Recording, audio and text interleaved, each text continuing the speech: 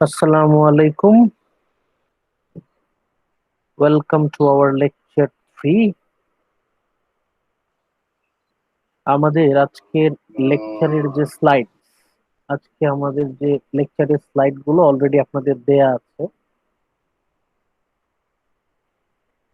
আপনাদের স্ক্রিনে শো করার কথা। আমাদের ফার্স্ট স্লাইডটা যদি আপনারা খেয়াল করেন, আশা করি দেখা যাচ্ছে the novelist G sir. Of romantic period. এই হচ্ছে আমাদের ফার্স্ট স্লাইড। মানে আজকে আমাদের ফোকাস হচ্ছে এই রোমান্টিক পিরিয়ডের যত নভেলিস্ট আছে, যারা উপন্যাস লিখেছেন, ঔপন্যাসিক, এদের নিয়ে আমরা আলোচনা করব। শুধু নভেলিস্ট না, আমরা তার সাথে যারা গদ্য নিয়ে কাজ করেছেন। লাস্ট ক্লাসে আমরা ডিসকাস করলাম দ্য রোমান্টিক পোয়েটস। আজকে আমরা ফোকাস করছি romantic prose writers. Special focus হচ্ছে the novelist of romantic period.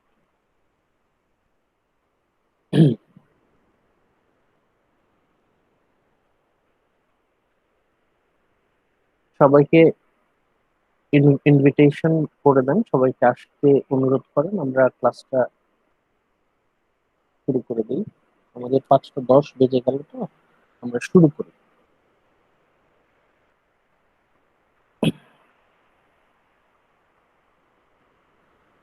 Okay.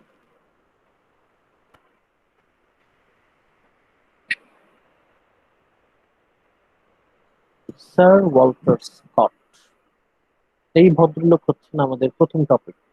ওনাকে নিয়ে আমরা প্রথম আলোচনা শুরু করি। ওনার নামের আগে স্যার শব্দটা আছে। স্যার শব্দটার মানে হচ্ছে উনি নাইট উপাধি প্রাপ্ত।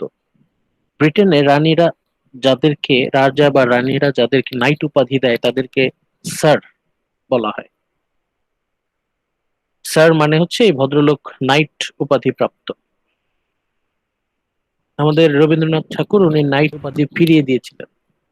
উনি যদি নাইট উপাধি ফিরিয়ে না দিতেন তাহলে ওনার নাম হতো স্যার রবীন্দ্রনাথ ঠাকুর। সো আমাদের প্রথম romantic novelist sir Walter Scott. আপনারা দেখতে পাচ্ছেন?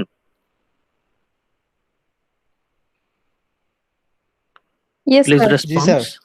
Yes, sir. Sir Walter Scott. আমার কথা যদি কোনো বুঝতে সমস্যা হয় সাথে সাথে বলবেন, আবার রিপিট করব। স্যার ওয়াল্টার স্কট ভদ্রলোক, ওনার জন্ম হচ্ছে 1771 সালে, 1771, 1771। আমাদের ওয়ার্ডসওয়ার্থ উনি জন্মেছিলেন 1770 সালে, মনে আছে আশা করি। ওয়ার্ডসওয়ার্থের জন্ম হচ্ছে 1770। ওনার 1 বছরের জুনিয়র। ওয়ার্ডসওয়ার্থের জন্মের 1 বছর পরে উনি জন্মগ্রহণ করেন sir Walter Scott. First point, Sakib একটু পড়বেন ফার্স্ট পয়েন্টটা। Okay, sir. Scott's novel gives us delight. He is always sane, wholesome, manly, inspiring. We know the essential nobility of human life better, and we are better men and women ourselves because of what he has okay, written. Written এখানের পরে একটা full stop হবে, আপনারা correction করে নেবেন। Scott ভদ্রলোক, sir Walter Scott, আমরা সংক্ষেপে ওনাকে স্কট বলে ডাকি, SCOTT। স্কট, ওনার যে নভেল, এটা পড়লে আমাদের মনে ডিলাইট, আনন্দের সৃষ্টি হয়। আমাদের মন খুশি হয়ে যায়, মানে ভালো লাগে। We feel delight by reading his novels. তাকে আমরা বলছি হি ইজ অলওয়েজ সেইন, মানে ওনার মধ্যে ইনস্যানিটি, কোনো পাগলামি আমরা কখনো পাই না। হোলসাম, একজন পরিপূর্ণ একজন ভদ্রলোক। ম্যানলি, এটা আমরা জানি মানে ইন্সপায়ারিং, এবং ওনার নভেল পড়লে আমরা ইন্সপায়ার্ড হই, আমরা অনুপ্রেরণা পাই।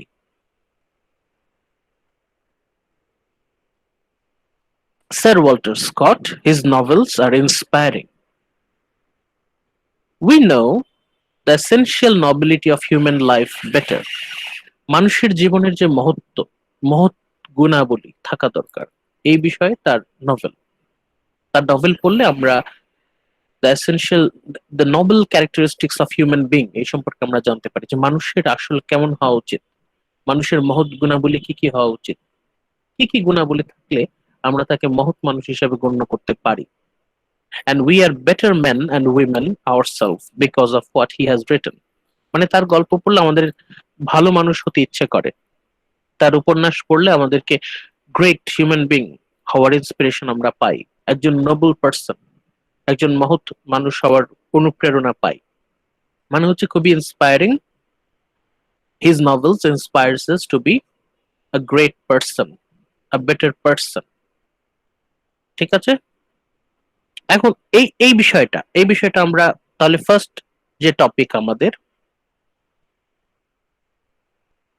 ফার্স্ট টপিক, ওয়াল্টার স্কট তার উপন্যাস পড়ে আমরা ইন্সপায়ার্ড হই, অনুপ্রেরণা পাই। কিসের অনুপ্রেরণা?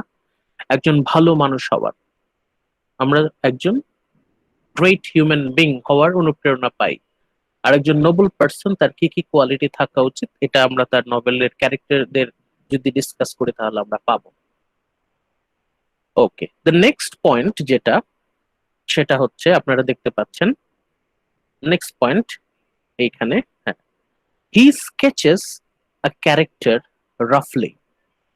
ওয়াল্টার স্কট ওনার যে উপন্যাসের চরিত্রগুলো, সেই চরিত্রগুলো আসলে একটু রাফলি তৈরি করা, মানে হচ্ছে খুব বেশি ডেলিকেটলি হয়তো ক্যারেক্টার গুলো এইভাবে করা না, ক্যারেক্টার গুলো একটু রাফলি করা। কথাটার মানে হচ্ছে মডার্ন নভেলে যেরকম প্রতিটা ক্যারেক্টার একটু জটিল হয়, ক্যারেক্টার গুলো অনেক পুঙ্খানুপুঙ্খ ভাবে একদম নিখুঁত ভাবে তুলে ধরা থাকে, ওয়াল্টার স্কটের ক্যারেক্টারে আমরা ওইরকম নিখুঁত বর্ণনা পাই না, মানে ক্যারেক্টারের নিখুঁত বর্ণনা আমরা পাই না। যদিও একটু আগে বললাম একজন মহৎ মানুষের কেমন হওয়া উচিত, সেই বিষয়ে ওনার নভেলের ক্যারেক্টার গুলো বর্ণনা করে থাকে, বাট সেগুলো কিন্তু আইডিয়ালিস্টিক ডেসক্রিপশন, কেমন হওয়া উচিত। কিন্তু তার ক্যারেক্টার গুলো খুব বেশি নিখুঁত ভাবে যে বর্ণনা করা তা নয়। plunges him into the midst of exciting, thrilling and adventurous incidents. একটা ক্যারেক্টারকে মোটামুটি দাঁড় করিয়ে তাকে একটা অ্যাডভেঞ্চার, এক্সাইটিং, থ্রিলিং, অ্যাডভেঞ্চারাস ইনসিডেন্টের মধ্যে ফেলে দেওয়া হয়। মানে ক্যারেক্টারের থেকে ঘটনার গুরুত্ব বেশি। স্যার ওয়াল্টার স্কটের নভেলে ক্যারেক্টারের থেকে নভেলের যে ইনসিডেন্ট সেটার গুরুত্ব বেশি। ক্যারেক্টারের গুরুত্ব এখানে সেকেন্ডারি, প্রাইমারি ইম্পর্টেন্স হচ্ছে ঘটনা কি, নভেলে কি ঘটছে। নভেলে যাই ঘটছে, এই যে এখানে লেখা আছে দেখেন, আমি হাইলাইট করছি, exciting, thrilling and adventurous. Exciting, thrilling and adventurous incident, and the action of the story carries us on breathlessly to the end. এবং নভেলগুলো যখন পড়তে থাকি তখন ব্রেথলেস মানে শ্বাসরুদ্ধকর অভিযান, যেরকম গল্পের ঘটনা একটার পর একটা ঘটতে থাকে এবং আমরা শ্বাসরুদ্ধকর ভাবে সেটা এনজয় করতে থাকি। The action takes us, carries us on breathlessly to the end. একদম শেষ মুহূর্ত পর্যন্ত শ্বাসরুদ্ধকর উপন্যাস, আপনি উপন্যাস পড়া শেষ না করে উঠতে পারবেন না। সেটা মানুষের থেকে গুরুত্বপূর্ণ হচ্ছে ঘটনা, মানে ইনসিডেন্টস আর ভেরি অ্যাডভেঞ্চারাস, খুবই রোমাঞ্চকর, খুবই এক্সাইটিং, থ্রিলিং ঘটনা,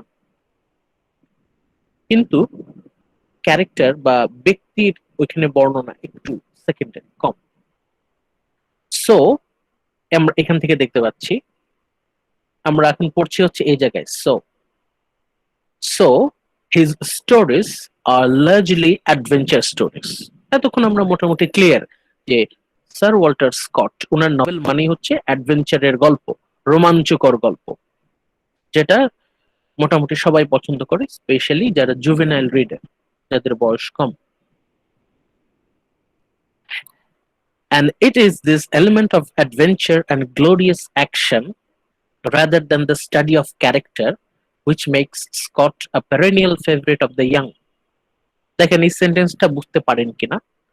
It is this, এই যে এই সেন্টেন্সটা যেটা আমি হাইলাইট করলাম, it is this element of adventure এই যে তার গল্পের রোমাঞ্চকরতা, অ্যাডভেঞ্চারাস এলিমেন্ট, তার যে রোমাঞ্চকর যে বৈশিষ্ট্য, glorious action rather than study of character. নভেলে কিন্তু স্টাডি অফ ক্যারেক্টার, একটা চরিত্র বিশ্লেষণ, ক্যারেক্টার অ্যানালিসিস কম থাকে। তার থেকে বেশি গুরুত্বপূর্ণ হচ্ছে ঘটনা। ব্যক্তির থেকে ঘটনার গুরুত্ব ওয়াল্টার স্কটের উপন্যাসে আমরা বেশি পাই, which makes Scott a perennial favorite of the young.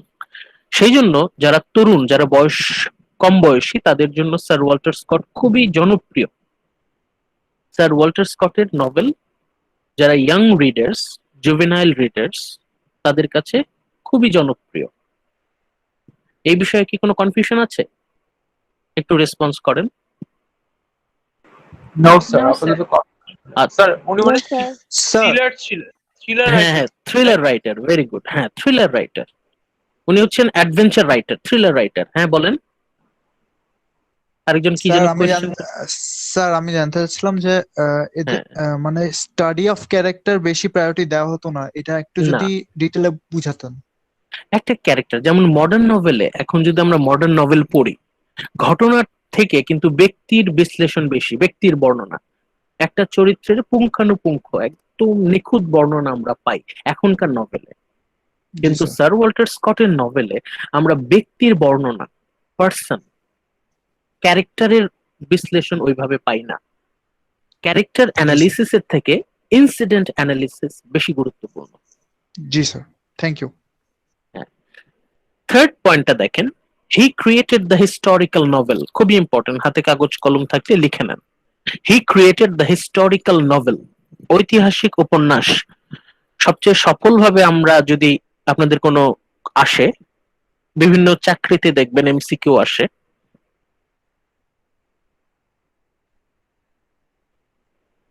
বিভিন্ন চাকরিতে, বিসিএস বলেন, চাকরিতে বলেন, সবচেয়ে সাকসেসফুলি নভেলিস্টদের মধ্যে সবচেয়ে successful historical novel writer K? Sir Walter Scott. He created the historical novel. Historical novel মানে কি? হিস্টোরিক্যাল নভেল মানে হচ্ছে যে নভেলের এমফাসিস হচ্ছে ইতিহাস, history, history focus. Sir Walter Scott উনি হিস্টোরিক্যাল নভেলিস্ট হিসেবে খুবই সুপরিচিত। He created the historical novel. The heroic side of history for over 600 years finds expression in his pages. ইংরেজ ইতিহাস, ব্রিটিশ হিস্ট্রি, 600 বছরের ইতিহাস উনি তার নভেলে নিয়ে আসলেন। মানে তার গল্প যখন কেউ পড়বে, শুধুমাত্র মানে অ্যাডভেঞ্চারাস থ্রিলিং এক্সপিরিয়েন্স তাই না, একই সাথে সে হিস্ট্রি সম্পর্কেও জানতে পারবে। Reader will learn about history through novels. নভেলের মাধ্যমে সে হিস্টরি জানতে পারবে। নভেলের এন্টারটেইনমেন্ট নিতে নিতে সে হিস্টোরিক্যাল অনেক ইনফরমেশন গ্যাদার করবে। এটা অনেক বড় একটা ব্যাপার।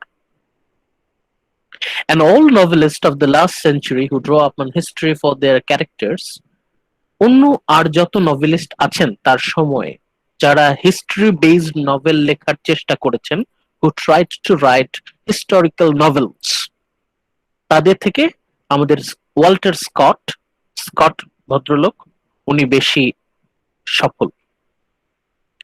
All novelists of the last century who draw upon history for their characters, last লাইনটা দেখেন, they are followers of Scott and acknowledge his mastery. তার পরবর্তীতে যত লেখক তারা ইতিহাস নির্ভর নভেল, ইতিহাস ভিত্তিক উপন্যাস, হিস্টোরিক নভেল লেখার চেষ্টা করছেন, এরা সবাই স্যার ওয়াল্টার স্কটকে গুরু মানেন। They all consider him as supreme master of writing historical novel. তাহলে এইখানে আমরা কি পাচ্ছি? তিনটা পয়েন্ট। প্রথম পয়েন্টের ওভারঅল সামারি হচ্ছে, স্কটের নভেল পড়ে আমরা আমরা আনন্দ পাই, উৎসাহ পাই, একজন ভালো মানুষ হওয়ার, একজন মহৎ মানুষ হওয়ার উৎসাহ পাই।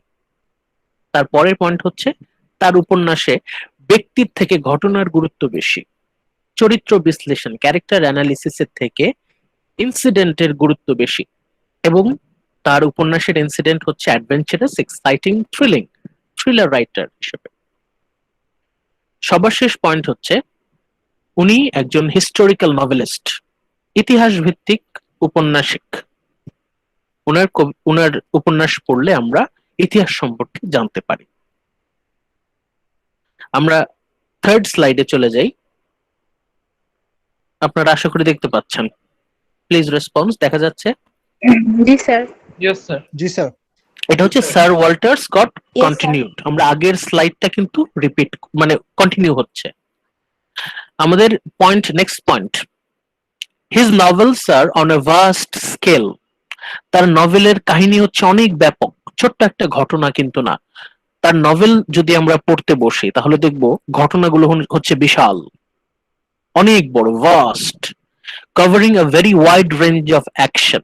মানে প্রচুর অ্যাকশন, যুদ্ধ থাকবে, চেজ থাকবে, অ্যাডভেঞ্চারাস জার্নি থাকবে, অনেক action, full of action, and are concerned with public rather than private interest। এই জায়গাটা লিখে রাখতে পারেন। তার নভেলের বিষয়বস্তু হচ্ছে পাবলিক রাদার দেন প্রাইভেট, মানে জনগণের বিষয়, ব্যক্তিগত না। বেশিরভাগ মানুষ, সমাজের বেশিরভাগ মানুষ যেটাকে গুরুত্ব দেয় সেটাকে আমরা তার নভেলে গুরুত্ব পেতে দেখছি। উনি যে ঘটনার বর্ণনা দিচ্ছেন এগুলো হচ্ছে public events rather than private events, ব্যক্তিগত কোনো বর্ণনা না, public. The strife and passions of big parties are magnificently portrayed। মানে অনেক বড় বড় ঘটনা, ইতিহাসের অনেক বড় বড় ঘটনা আমরা খুব সুন্দর বর্ণনা তার নভেলে পাই। একটু আগে বললাম ইতিহাস ভিত্তিক উপন্যাসিক, হিস্টোরি বেসড নভেলিস্ট। উনি কি কি বিষয়ে তার নভেল আছে? ক্রুসেডার্স, খ্রিস্টিয়ান মুসলিমদের যে ধর্মযুদ্ধ, ক্রুসেড যেটাকে বলে, the clash, the war between Muslims and Christian, এটাকে বলে ক্রুসেডস। শুধুমাত্র মুসলিমদের সাথেই না, বিধর্মীদের সাথেও আছে এই যে ধর্মের যুদ্ধ, ক্রুসেড। এই ক্রুসেডার্স নিয়ে তার উপন্যাস আছে। কোভনেন্সার্স, এটাও আরেকটা, কোভনেন্টার্স তারাও আরেক বিপ্লবী। ক্যাভেলিয়ার্স, এটা হচ্ছে যোদ্ধা, একটা গ্রুপের নাম। Roundheads, papist, Jews, gypsies, rebels, এরা হয়েছে এক একটা গোষ্ঠী এবং এরা প্রত্যেকেই সাক্ষী বড় বড় ঐতিহাসিক ঘটনার। প্রতিটা গ্রুপের আন্ডারে আছে অনেক বড় বড় বিশাল বিশাল ঐতিহাসিক ঘটনা, যেটা ইংল্যান্ডের ইতিহাসের অংশ। এই ইতিহাসের ঐতিহাসিক ঘটনার উপর অবলম্বনে, ঐতিহাসিক ঘটনা অবলম্বনে তার অনেক নভেল আছে। তার মানে আমরা এই পয়েন্টের বিষয়বস্তু হচ্ছে ওয়াল্টার স্কট, ওনার নভেলগুলো হচ্ছে বড় বড় প্রাইভেট ম্যাটার, বিশাল ব্যাপক প্রাইভেট ম্যাটারের উপর বেস করে তার বেশ কিছু নভেল আছে। তার নভেল যদি আমরা পড়ি তাহলে এই বড় বড় public events, huge vast scale action, এই সম্পর্কে আমরা জানতে পারি। সেকেন্ড, তার পরের পয়েন্টটা, Scott was the first novelist in any language. Very important, কাগজ কলম লিখে রাখেন। Scott was the first novelist in any language, যে কোনো ভাষায় তাকে বলা হয় প্রথম উপন্যাসিক, first novelist, to make this scene as essential elements in the action. খুবই ইম্পর্টেন্ট। ঔপন্যাসিকদের মধ্যে স্কটই হচ্ছে প্রথম এবং সফল যার উপন্যাসের দৃশ্য, atmosphere, environment, the scenery is a very essential element in the action. ঘটনায় আশেপাশের পরিবেশ যেটা ডিপিক্টেড হয় ইন ল্যাঙ্গুয়েজ, মানে the scenery, the atmosphere, environment is a very important part. আমরা যদি তার নভেল পড়ি তাহলে দেখবো যে nature, specially nature, environment, surrounding, scenery খুব সুন্দরভাবে বর্ণনা করা আছে। Sir, can you যেটা please repeat the second line?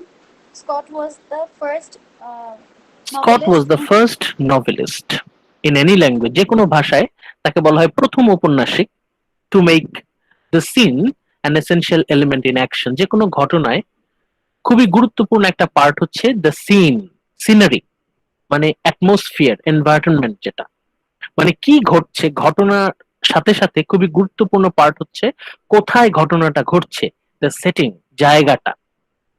মানে উনি যখন কোনো ঘটনার বর্ণনা লিখছেন জায়গাটা খুব সুন্দর করে, সেটিং, জায়গাটা, environment, the scene is very specially depicted. এটার সাথে আমরা রোমান্টিক পোয়েটদের বর্ণনা মানে একটা সিমিলারিটি পাই। Depicting nature very intimately and accurately, উনি খুব সুন্দরভাবে প্রকৃতির বর্ণনা করেছেন।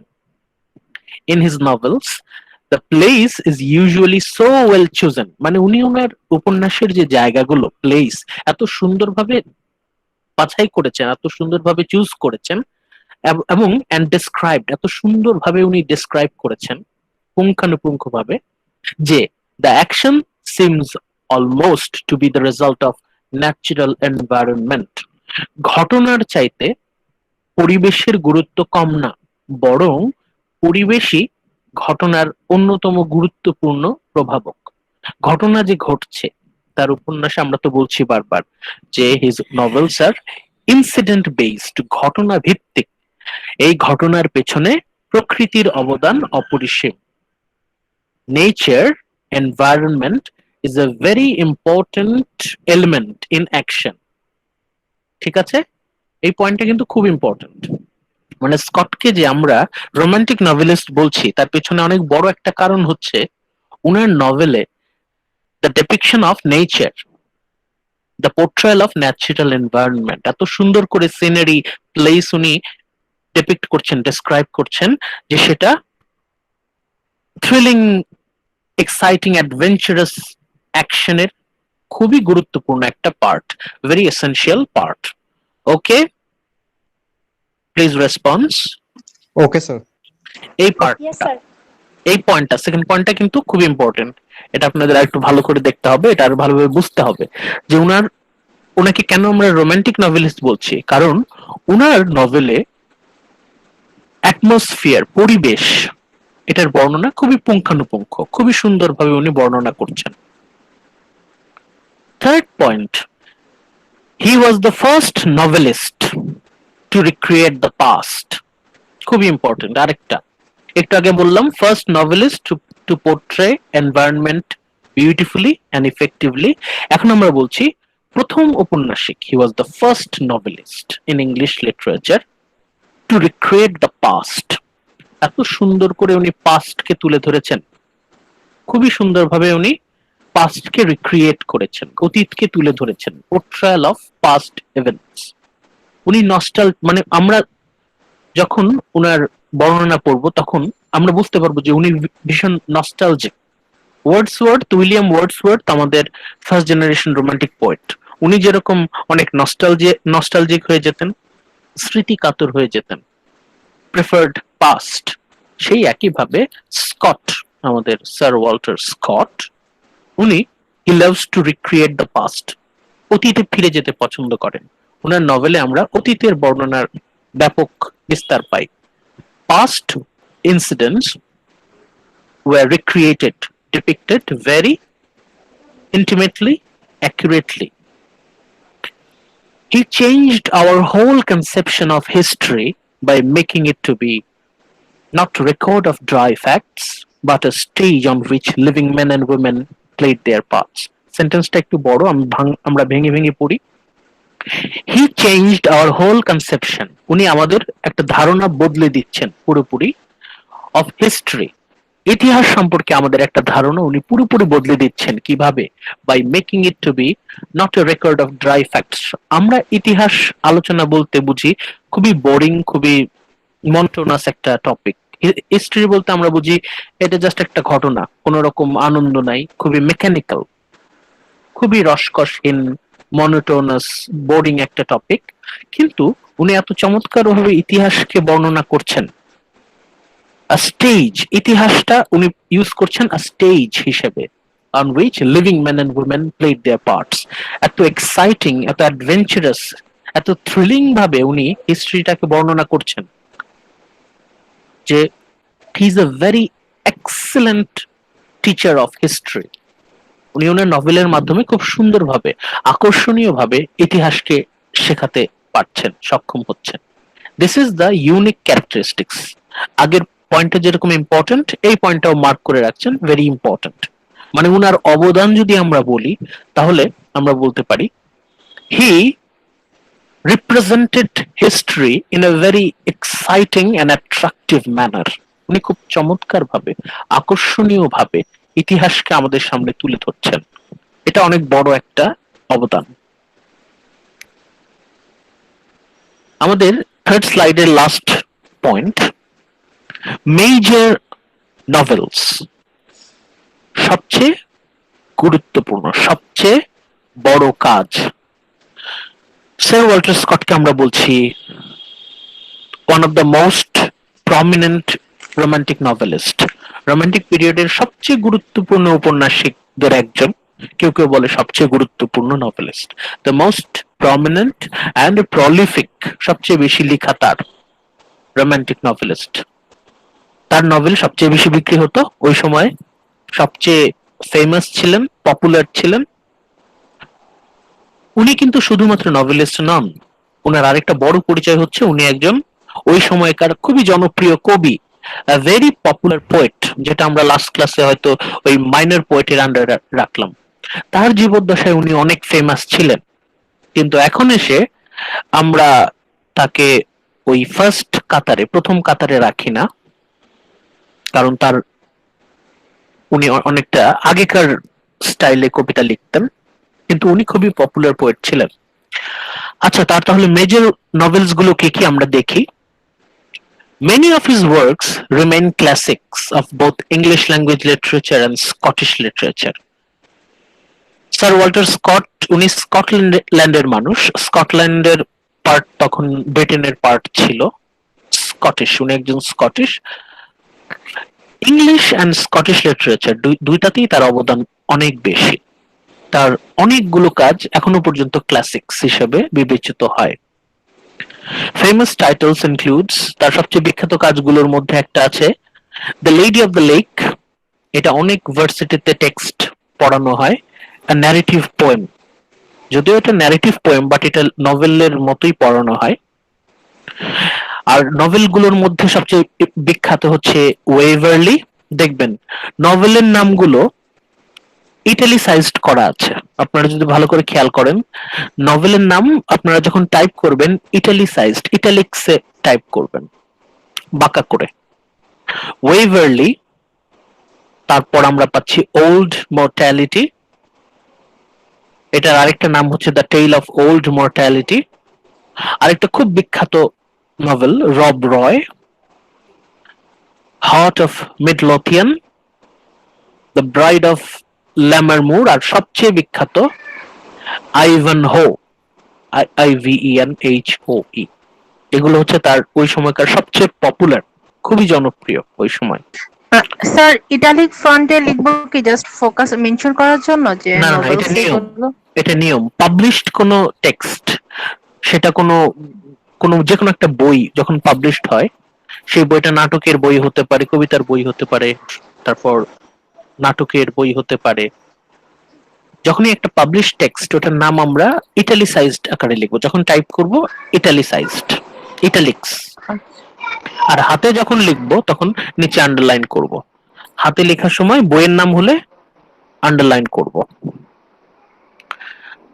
আচ্ছা, তাহলে এখান থেকে আমরা পেলাম স্যার ওয়াল্টার স্কট, ওনার স্পেশালিটি। এখান থেকে আমরা রোমান্টিক এলিমেন্টস গুলো যদি আমরা খেয়াল করি, ফাইভ আইজ, ইমাজিনেশন, যেভাবে স্যার ওয়াল্টার স্কট একটা ঘটনার বর্ণনা দিচ্ছেন, জায়গার বর্ণনা দিচ্ছেন, অতীতকে রিপ্রেজেন্ট করছেন, রিক্রিয়েটিং পাস্ট, অবশ্যই এখানে তার কল্পনা শক্তির প্রশংসা না করলেই না। Very talented novelist, full of imaginative power, উনার কল্পনা শক্তি ছিল খুবই প্রখর। ইমাজিনেশন, তারপর ইনটিউশন। ইনটিউশন আমরা প্রথমেই বললাম যে তার নভেল পড়লে আমাদের ভালো মানুষ হতে ইচ্ছে করে, we are inspired to become a good human being। তাহলে এই জায়গায় আমরা পাচ্ছি, অবশ্যই পাচ্ছি আমরা ইনটিউশন, আমাদের কনসিয়েন্স, চেতনা, আমাদের চেতনা জাগ্রত করছে, আমাদেরকে ইন্সপায়ার করছে to become a better person. এরপর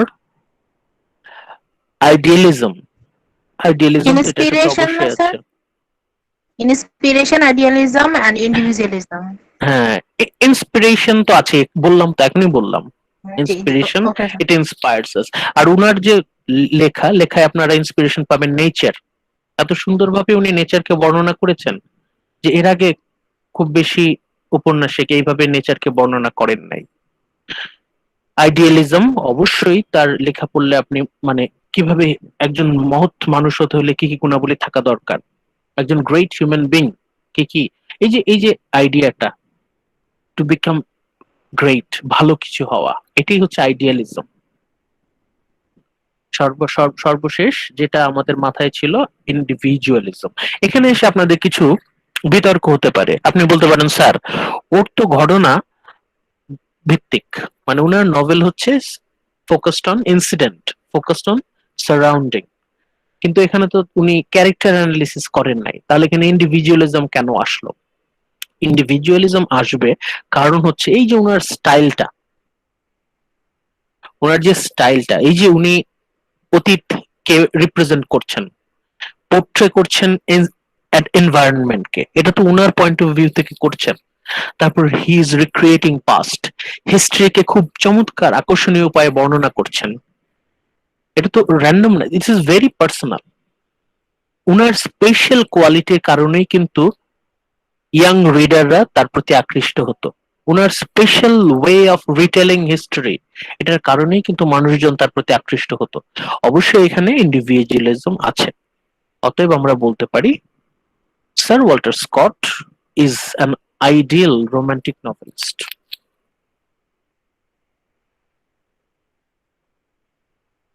নেক্সট যার সম্পর্কে আমরা আলোচনা করব, আপনারা দেখতে পাচ্ছেন? জি স্যার, দেখতে Yes, পাচ্ছি। sir. জি sir. Jane Austen. Jane Austen ভদ্র মহিলা, ওনার জন্ম 1775। ওয়ার্ডসওয়ার্থের জন্ম হচ্ছে 1770, যেটা আমরা লাস্ট ক্লাসে বলেছিলাম 1770 ওয়ার্ডসওয়ার্থ। ওয়ার্ডসওয়ার্থ জন্মের 5 বছর পরে জেন অস্টেনের জন্ম। ওয়ার্ডসওয়ার্থের থেকে জেন অস্টেন 5 বছরের জুনিয়র, 5 বছরের ছোট। কিন্তু উনি মোটেও রোম্যান্টিসিজমের সাপোর্টার ছিলেন না। যদিও আমরা জেন অস্টেনকে বলছি আ নভেলিস্ট অফ রোমান্টিক পিরিয়ড, কিন্তু উনি কিন্তু স্যার ওয়াল্টার স্কটের মতো রোমান্টিক নভেলিস্ট নন। উনি হচ্ছেন আ নভেলিস্ট অফ রোমান্টিক পিরিয়ড। কেন? এটি আমরা এখন আলোচনা করি। ফার্স্ট পয়েন্ট, খুব সুন্দর করে লেখা আছে। এই আমরা যে ইনফরমেশন গুলো আলোচনা করছি, এই সব ইনফরমেশন আপনারা পাবেন উইলিয়াম জে লং তার বইটাতে। তার বই থেকেই সব ইনফরমেশন এই স্লাইডে নেওয়া আছে। Jane Austen did for the English novel precisely what the late poets did for English poetry. আমরা যদি গুরুত্ব হিসাবে চিন্তা করি তাহলে লেক পোয়েটস কারা? লেক পোয়েটস বলা হয় ওয়ার্ডসওয়ার্থ, কোলরিজ আর তাদের এক বন্ধু সাউদি, এই তিনজনকে বলা হতো lake poets. They officially inaugurated romantic poetry. পোয়েট্রিতে তারা বিপ্লব আনলেন। কারা? ওয়ার্ডসওয়ার্থ, কোলরিজ, সাউদি, তাদেরকে বলা হয় লেক পোয়েটস। আমরা যদি গুরুত্বের হিসেবে বিবেচনা করি, একই রকম গুরুত্ব জেন অস্টেন রেখেছেন for English novel, but not in romantic novel. উনি ইংলিশ নভেলে এক বিপ্লব নিয়ে আসলেন। Jane Austen brought evolution in English novel. উনি ইংলিশ নভেলে বিশাল এক পরিবর্তন নিয়ে আসলেন। কিভাবে? She refined and simplified it. Jane Austen নভেলকে রিফাইন করছেন, পরিশুদ্ধ করছেন, সিম্পলিফাই করছেন, making it a true reflection of English life.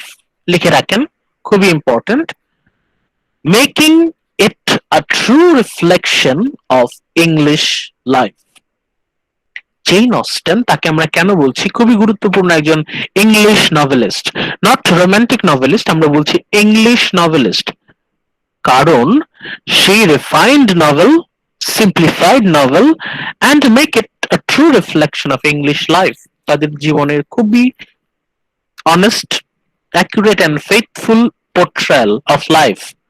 ওই সময়কার জীবনের খুব চমৎকার একটি প্রতিচ্ছবি আমরা তার নভেলে পাই। তারপরের পয়েন্টে আসি। As Wordsworth began with the deliberate purpose, ওয়ার্ডসওয়ার্থের কথা আসছে আমরা এখানে।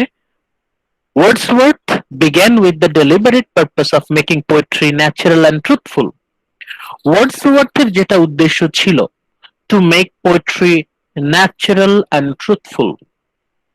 To make poetry natural and truthful, এটা ছিল ওয়ার্ডসওয়ার্থের ফিলসফি। ওয়ার্ডসওয়ার্থ খুবই গুরুত্বপূর্ণ একজন ফার্স্ট জেনারেশন রোমান্টিক পোয়েটস। ওনার কবিতার উদ্দেশ্য ছিল poetry will be natural and truthful.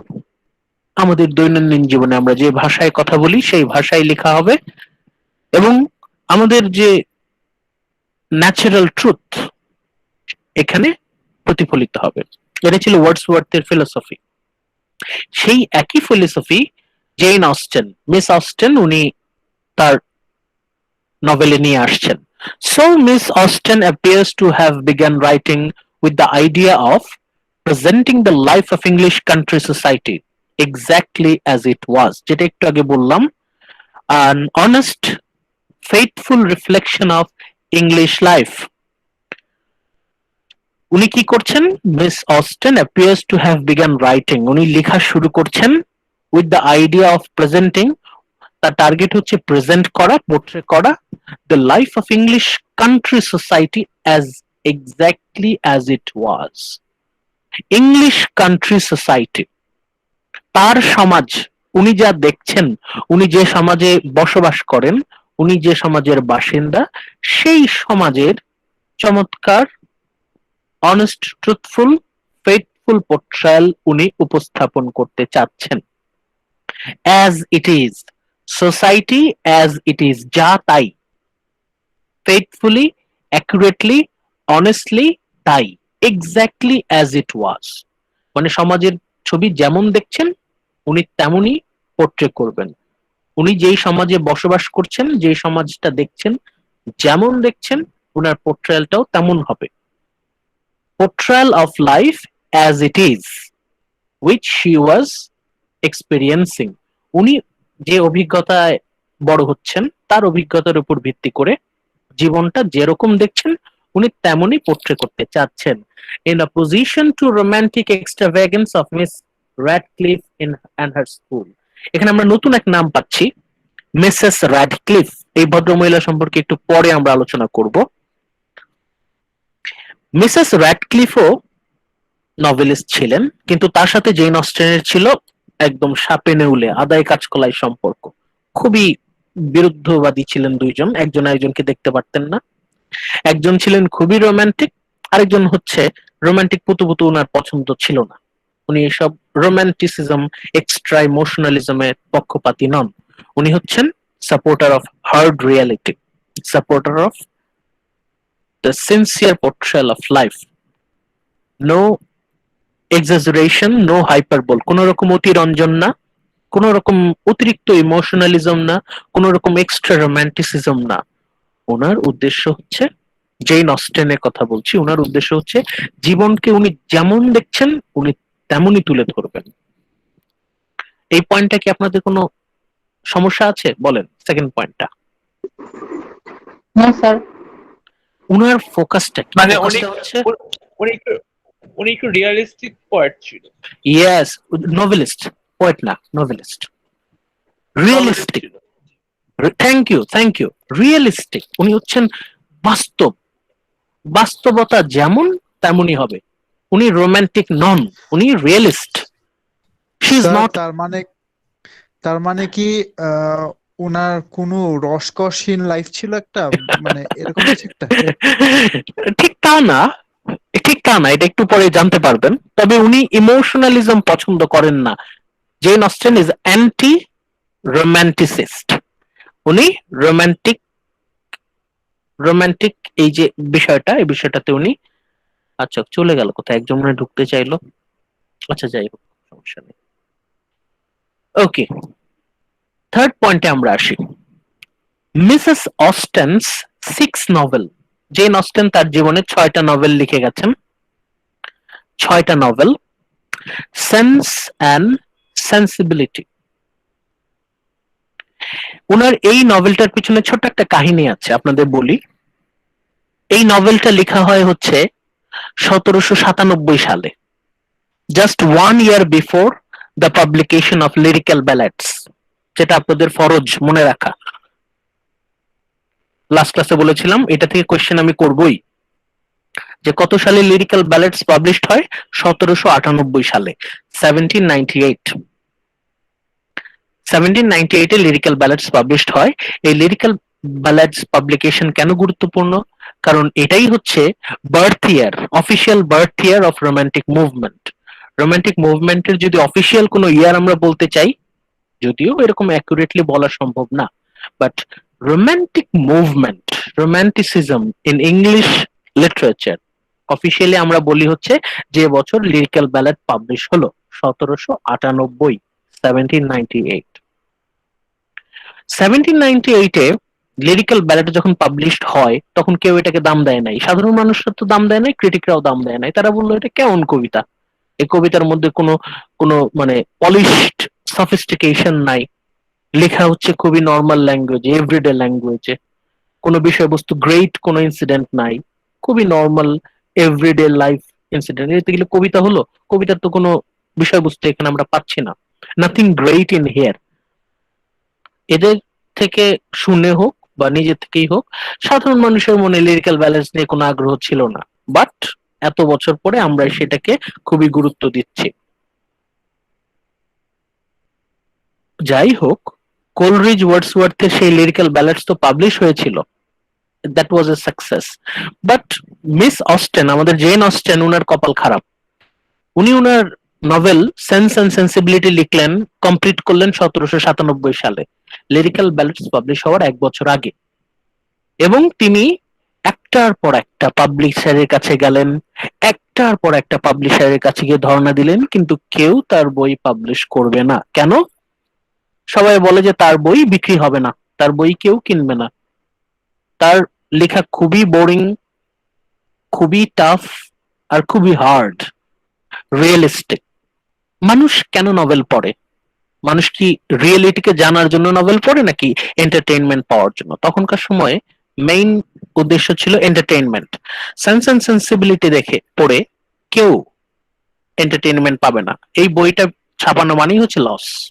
সেই জন্য কোনো পাবলিশার তার এই বই ছাপাতে রাজি হলো না। 1 বছর গেল, 2 বছর গেল, 3 বছর, 4 বছর, 5 বছর, কেউ তার বই পাবলিশ করতে রাজি হচ্ছে না। 16 বছর, 16 years, 16 বছর পর তার নভেল পাবলিশড হলো। বই লেখার 16 বছর পর পাবলিশ হলো, চিন্তা করতে পারেন? মিস অস্টেন, তার লেখা এতটাই জটিল যে 16 বছর লাগলো সেই বইটা পাবলিশ হতে। এরপরে উনি আরো 5টা নভেল লিখলেন সেন্স এন্ড সেন্সিবিলিটির পরে, টোটাল 6টা। এই 16 বছরে কি উনি আর কোনো নোবেল লিখে নাই নাকি জাস্ট হ্যাঁ এটাই? হ্যাঁ, লিখে গেছেন, উনি লিখে গেছেন, উনি উনার মতো লিখে গেছেন। কিন্তু কোনোটা পাবলিশ হয়নি। সরি, হ্যাঁ পাবলিশ করতে পারেন, উনি লিখে গেছেন। টোটাল ওনার 6 নভেলস, সেন্স এন্ড তো উনি সেন্সিবিলিটি। ডিপ্রেসড পড়ে যায়নি যেহেতু এত উনি নোবেল লিখছেন, বাট হচ্ছে অবশ্যই, গিয়ে অবশ্যই ডিপ্রেসিং, অবশ্যই ডিপ্রেসিং, খুবই কষ্ট করে এটা। কিন্তু উনি ওনার মতো। তবে স্যার জি বলেন। আমার এটা মনে হয় কি উনি হয়তো এক পর্যায়ে বুঝেছিলেন যে ওনার উপন্যাস তো তখন তো নোভেল তখন তো দাম দিচ্ছে না, কিন্তু একটা টাইমে যে মানে সবাই নজরে পড়বে, এর জন্য হ্যাঁ, তো এটা উনি হতে লিখে পারে, গেছেন। এটা হতে পারে, কিন্তু ওই সময়ে মানে খুব কম মানুষই আছে যাদের ওই গাটসটা থাকে, সাহসটা থাকে যে লিখতে থাকি, একদিন না একদিন হবে। Miss Austen. স্যার, জি স্যার, বলেন। সেন্স অ্যান্ড সেন্সিবিলিটি যখন 16 বছর পর পাবলিশ হয়, হ্যাঁ, তখন তখন ক্রিটিক্সদের রিয়াকশন কি ছিল?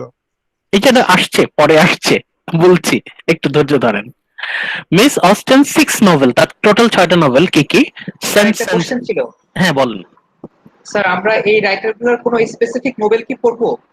না না না, আমরা এটা শুধুমাত্র তার অবদান সম্পর্কে জানবো, আমাদের হিস্ট্রি জানা, আমাদের নভেলটা মিস অস্টেনের আছে মনে হয়, আপনারা পড়বেন, সিলেবাসে থাকতে পারে, আসতে পারে আর কি। মিস অস্টেনের 6টা novel, Sense and Sensibility, Pride and Prejudice যেটা নিয়ে মুভি আছে ইদানিং, ম্যানসফিল্ড পার্ক, এমা খুবই বিখ্যাত, অনেক ইউনিভার্সিটিতে এমা পড়ানো হয় text, Northanger Abbey, Persuasion, এই টোটাল 6টা, which have grown steadily in value until we place them gladly in the first rank of our novels in common life. এখন জেন অস্টেনকে বলা হয় one of the most prominent English novelist, অথচ জীবদ্দশায় উনি কোনো কদর পান নাই, ঠিক জাস্ট লাইক ওয়ার্ডসওয়ার্থ, কোলরিজ, মানে বায়রন বাদে বাকি 5জন যারা ছিলেন তারা যেরকম কোন রকম স্বীকৃতি পান নাই, সেরকম তাদের কদর কেউ করে নাই। একইভাবে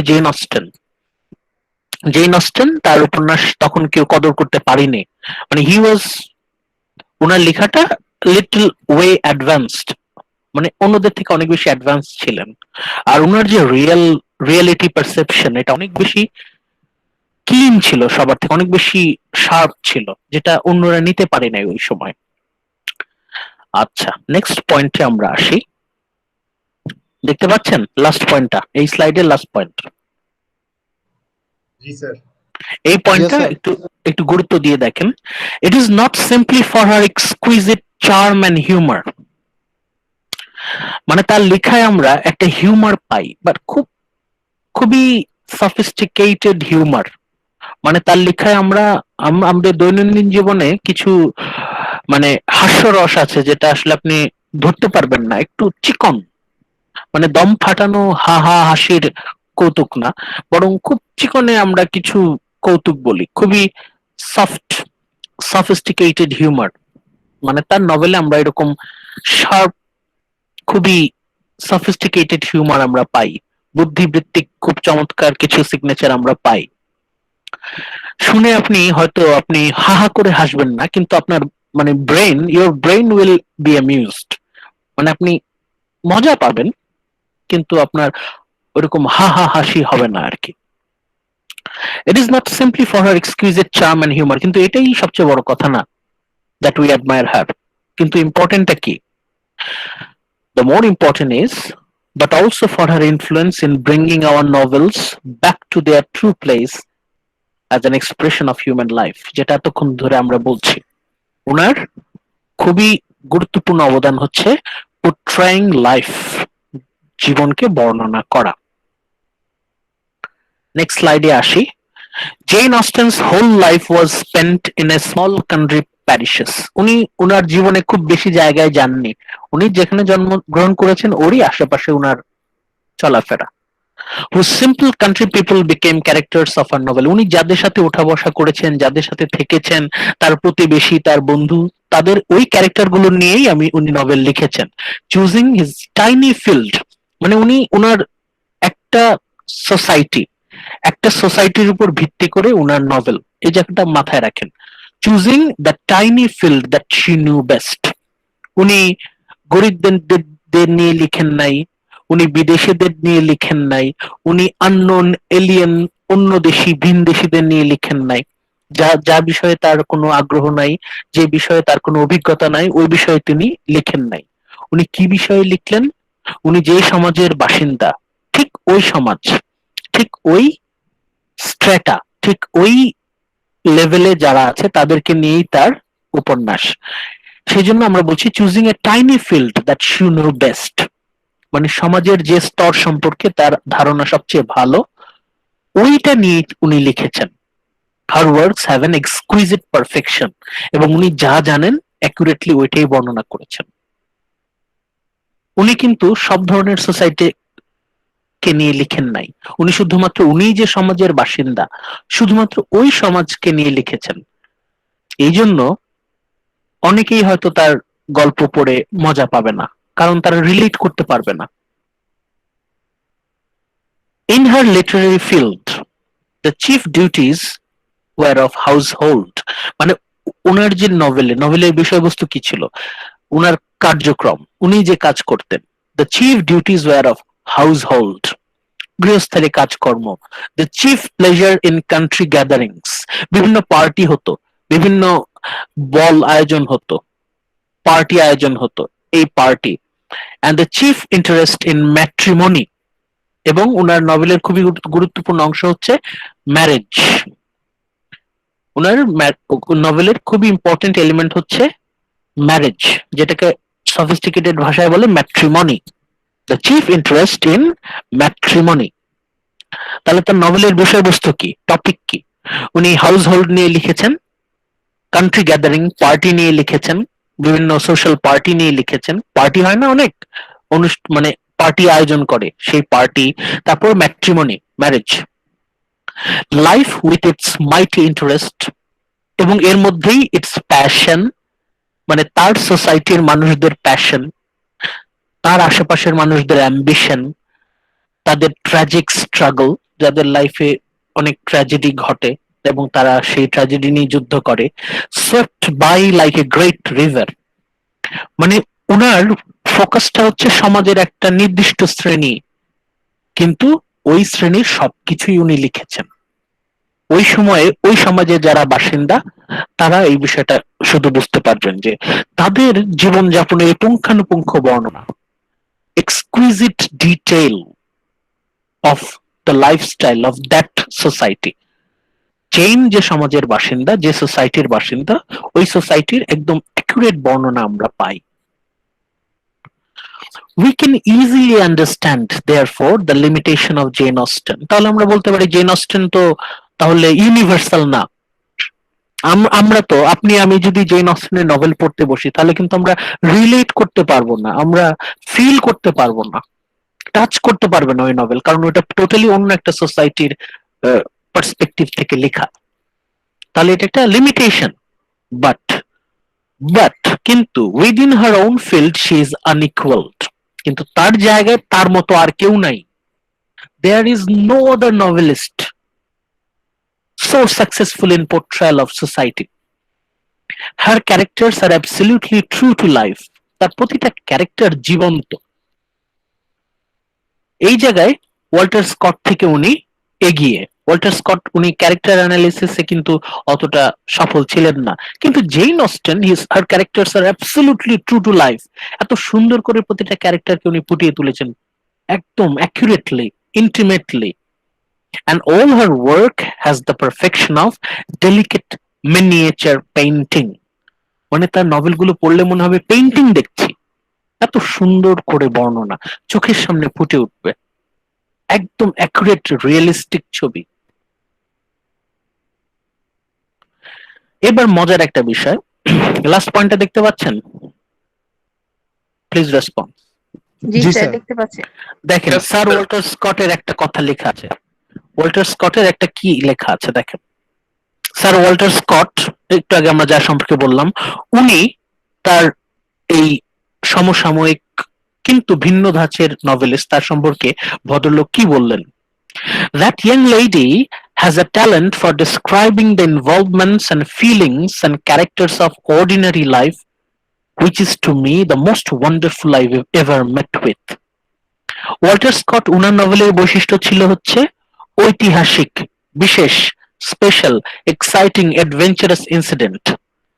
এর থেকে পুরো আলাদা কিন্তু জেন অস্টেন। জেন অস্টেন কি বিষয় লিখছেন?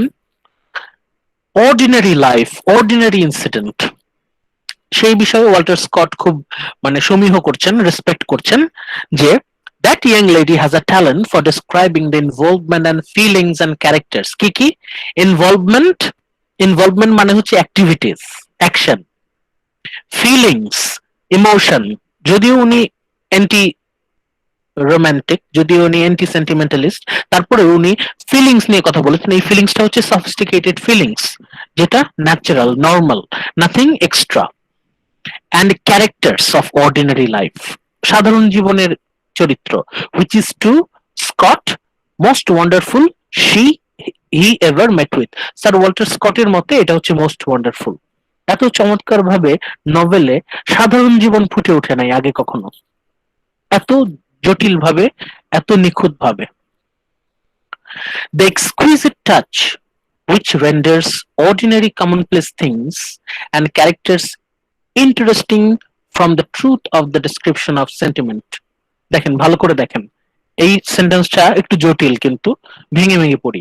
দ্য এক্সকুইজিট টাচ, এক্সকুইজিট মানে হচ্ছে বিশেষ, special touch, which renders ordinary commonplace things and characters, যে টাচ করলে সাধারণ জায়গা, ordinary place and things and characters interesting, সাধারণ বিষয়কেও অসাধারণ হিসেবে পোর্ট্রে করা, from the truth of the description and the sentiment is denied to me. Walter Scott বলছে যে আমি কখনো এইভাবে সাধারণ কোনো কিছুকে অসাধারণ ভাবে বর্ণনা করতে পারি নাই। ওয়াল্টার স্কট বলছে আমি সবসময় অসাধারণ বিষয়কেই অসাধারণ হিসাবে পোর্ট্রে করি, ঐতিহাসিক বিষয়কে অসাধারণ রূপে পোর্ট্রে করার চেষ্টা করি। কিন্তু আমার থেকে উনি কেন এগিয়ে? কারণ উনি সাধারণ একটা বিষয় যেটা কেউ কখনো খেয়াল করবে না, এভরিবডি উইল ইগনোর, কেউ সেটাকে গুরুত্ব দেবে না, সেটার ওরকম পাবলিক কোনো ভ্যালু নাই, প্রাইভেট পার্সোনাল ভ্যালু আছে, সেই অর্ডিনারি ইনসিডেন্ট এত এক্সট্রা অর্ডিনারি ভাবে পোর্ট্রে করা স্কট আগে কখনো কাউকে দেখেন নাই। সো এটা হচ্ছে অবদান, portraying life, ordinary life with extraordinary touch, সাধারণ কোনো কিছুকে অসাধারণ হিসেবে পোর্ট্রে করা। লাস্ট লাইনটা দেখেন, what a pity such a gifted creature died so early. উনি কবে মারা গেছেন আমরা ইয়ারটা দেখি, ওনার জন্ম ওয়ার্ডসওয়ার্থ জন্মের 5 বছর পরে, 1775, 1775 জন্ম, 1817 ওনার মৃত্যু।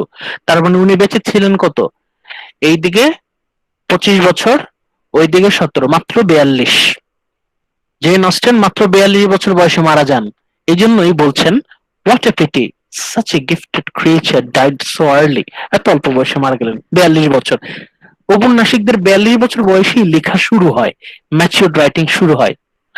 আপনারা এই ক্ষেত্রে হয়তো মাথায় রাখতে পারেন যে উনি 16 বছর ধরে, ফর 16 ইয়ার্স, 1797 এ লেখা শেষ, এরপরে 3, তারপরে 13, মানে হচ্ছে 1813 গিয়ে উনি উনার প্রথম পাবলিশ করতে পারলেন।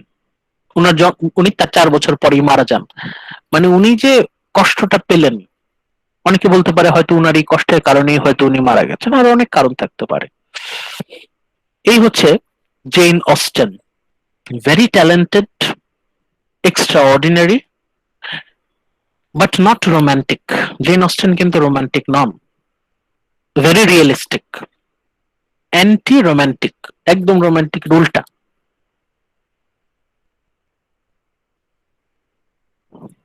আজকে লাস্ট যাকে নিয়ে আমরা আলোচনা করব, এই ভদ্র মহিলার নাম অ্যান র্যাডক্লিফ। একটু আগে আমরা তার কথা বলেছি, প্রসঙ্গ এসেছিল মিসেস র্যাডক্লিফ, সেই an Radcliffe. An Radcliffe very lucky. কেন লাকি বললাম? কারণ অ্যান র্যাডক্লিফ হচ্ছেন খুবই অল্প সংখ্যক নভেলিস্টদের একজন যারা ওই সময় জনপ্রিয় ছিলেন। ওয়াল্টার স্কট যেমন খুবই জনপ্রিয় ছিলেন, অ্যান র্যাডক্লিফও খুব জনপ্রিয় ছিলেন।